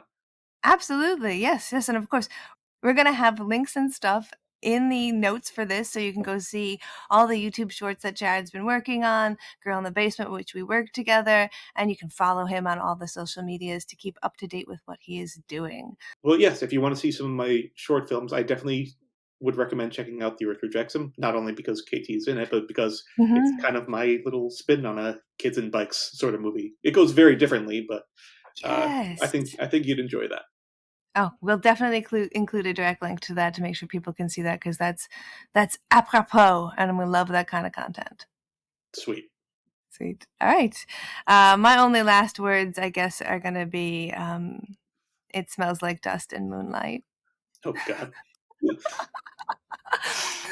No, thank you so much for taking the ride and seeing a movie that you were scared to see. As always, I appreciate that. And thank you for coming by. Glad to be here. This is a wishing well. Look. Hey, you guys, look, it must be the old Moss Garden wishing well. You know, I always used to believe that when you threw your money in, it turned into your wish. You take no coins, and I'll take 2 coins. And Hey, that's not fair, Mikey. Wait. Stop. You can't do this. Why? Because these are somebody else's wishes. They're somebody else's dreams. Yeah, but you know what? This one right here. This was my dream, my wish. And it didn't come true. So I'm taking it back. I'm taking them all back. All right. That is the end of episode 8 on the Goonies with Jared Skolnick. As we get to the end of the episodes, I like to do this thing where, while we were talking, a question will come up that neither myself nor the guest are 100% on the answer for. Instead of stopping the conversation totally dead in its tracks and breaking out Google and making tons of keyboard noises in the background that I have to edit out, I've been just, kicking them to the back end here where I will address them so that our organic conversation stays flowing nicely. This one we actually only had 2 questions for, and they're both from part 1, so I feel like we did a pretty decent job. That's mostly in part to Jared. I think he is very, very knowledgeable and astute, as I said several times. He really knows his stuff, so when I ask him a question, he usually knows the answer. I'm sure he would say the same to me. I am trying to be humble here, but, we're both movie nerds who love trivia. Anyway, in part 1, I wasn't 100% sure on the name of the horror movie with the tiny little Aborigines like doll idol that has a knife, and when it tries to attack you with the knife, it makes that classic horror noise. Weep, weep, weep, weep. That is Trilogy of Terror from 1975, and it is specifically from the third story in the trilogy horror anthology that movie is, which is called Amelia, and I did not know that. It's really funny because my sister and I, we almost didn't get to exist because my dad scared the living Jesus out of my mom using that movie, as I said earlier. And she named her first child Amelia. It's just, full circle. She named it after the character from Doctor Who, but I feel like, she has a little of this Amelia in it. I think my sister would also agree, in the nicest of ways. The only other question that we had was neither of us were entirely sure how to pronounce the actor, Joey Pants is how we referred to him. It's Joe Pantoliano, or Pantoliano. Joey Pants is a little bit easier, but it is Joey Pantoliano. You know him from The Matrix. You know him from tons of stuff, including this movie, Goonies. So, get on to IMDb. Go ahead, check that out. Those were the only two questions that we had. Wrapping this up and closing it off for the episode, I just want to remind you of all the ways that you can get involved with what I am doing and what the guest Jared is doing. Just kind of check out the art that we are making. We obviously love talking about films, but we also like to make films, believe it or not, and film content. You can go to the liner notes and check out all of Jared's films on Skolnickfilms.com. You can also check out our film that we made together, the 35-minute long body horror short film, Girl in the Basement, by going to YouTube. Type in Girl in the Basement. It's 2015. It's not the Hallmark one that came out about it's the father who puts his daughter in the basement for a very long time. I'd say it's a good movie, but that's not us. You can also find it by finding me on YouTube. I am Movie Runtime KT on YouTube. You can subscribe to my channel. I would greatly appreciate that, again, because TikTok might be going sideways and my main way of getting movie reviews out is under question. But if you subscribe and follow me on YouTube, you will see those movie reviews. You'll also see short films that I have watched and I recommend, because it's a little bit hard to find short films, and I really love them. As part of Movie Runtime, every 5 days, I give myself a little break because I'm watching the movies while I am ellipticaling, and I watch a short film instead of a feature-length film. You can find the short films that I watch and review by going there and seeing Movie Runtime Recommends. That's a playlist that I have. You can also find Jared's film on that, Desecration, because I reviewed it for YouTube and TikTok. And you can find The Answer, also reviewed it for YouTube and TikTok because they're fantastic films. Desecration came out of the Just Scare Me, which is a collective in Los Angeles, although it is open worldwide. You can submit worldwide. That you know how you need a gym buddy to make sure you go to the gym, a little bit of insurance. Well, the Just Scare Me Collective asks you to make a 10-minute film, and you give them $100. You have 2 months to make this 10-minute film. If you make the 10-minute film, they give you your $100 back. If you don't, you've given the group $100 for your failure to commit to what you said you wanted to do. When you make the film, it's guaranteed to premiere at that next event where they premiere all the films that were made during, I think it's a 2-month period that you have to do it. So it's really exciting. It's a wonderful way for filmmakers to feel, kind of pushed into doing something that they already want to do. It's also a wonderful way to get to see 10-minute short horror films. They're all scary. Love that. And network. If you're in the Los Angeles area and you're trying to network with other like-minded horror fan filmmakers, go to Just Scare Me. It's in the liner notes. You'll be able to, get that in your life. If I lived out in Los Angeles, I would 100% be all on top of that. And Jared is. So if you want to meet Jared in real life, go do that. Like I said, he looks like Harold Ramis. He's easy to spot and he's wonderful to talk to. You've already listened to 2 hours of him talking. It's like you already know him. You can also see a lot of different stuff that Jared and I have done together. We watched Girl in the Basement for a local Northampton public access media channel, and we watched it live along with them and did a kind of commentary track. So if you've seen the movie already and you want to see it alongside our commentary, as many film nerds do, that is also available on my YouTube. And you can see the two of us have done joint stints together on Movie Night Extravaganza, the show that I love to promote and love to be on. My first ever time on the show was because Jared is already friends in the real world with J. Andy World, and he asked us to come on and talk about Evil Dead. A fantastic movie, so we do together. Then we come back on because they're going to cover Delicatessen, and without even talking to each other about this, we both were like, oh, if you guys are going to cover Delicatessen, that's one of my favorite movies, please contact me. And they're like, oh god, you guys, you're such a pair, come on, let's talk together. So, really fun stuff and great ways to see more of the two of us chatting at each other. Of course, you can go and see Jared on Facebook, on Instagram. He's kind of a ghost on TikTok. I did lure him in by doing those reviews, which I was going to do them anyway, but I convinced him to come on and take a look at what people were saying and try and check it out. And then, of course, the U.S. government moves to ban it. So, less than like a month after, I was like, Jared, this is a really great resource. Come check it out. The government's like, Katie. You could also see him on Twitter, which I know is called X, but I don't want to call that X any more than I want to call Facebook Meta. He's hilarious on Twitter, and if you are into, jokes about politics, jokes about current events, you're going to get great one-liners and very astute observations. If you like memes involving The Simpsons, definitely go ahead and check that out. I think for Halloween this year, he went as a guy with two knives, or our favorite bartender, Mo Sislak. Of course, you can see his IMDb and my IMDb to get a look at what movies we have done and how you can support us and what other things you might be seeing us in or working on. If you want to hear more reviews about other films from Jared, he has a letterbox. Go ahead, check out that letterbox.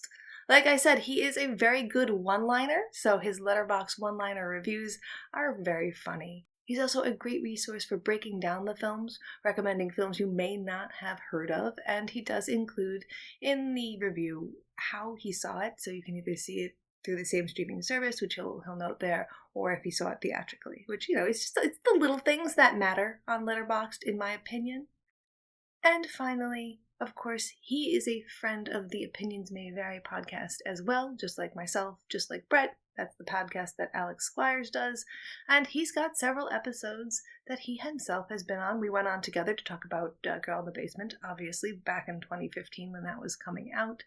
But he's been on several times by himself, talking about different things that he's done. I love Opinions May Vary. I know they are no longer producing podcast episodes like they were before because they're focusing on Starwell, but there's so much content already existent because they were a podcast for several years. So you can go in there, hit their backlogs on omvpodcast.com, and just get yourself some new old content, or new to you content. Again, I am Movie Runtime on TikTok, Movie Runtime KT on YouTube. If you liked this, if you want more of my stuff, please go to those locations and subscribe. I would be forever grateful. Since you already made it to the end of this episode, I am already forever grateful for your help, your support, your continual ears, and everything that you do to help make this feel like I'm not just talking into the ether. If you have any questions, comments, concerns, things you want to say to me, you can hit up those liner notes, find me on the social media. I would love to talk to you about films, just as much as I love to talk to my guests about films. So, come on, join me. I look forward to hearing from you.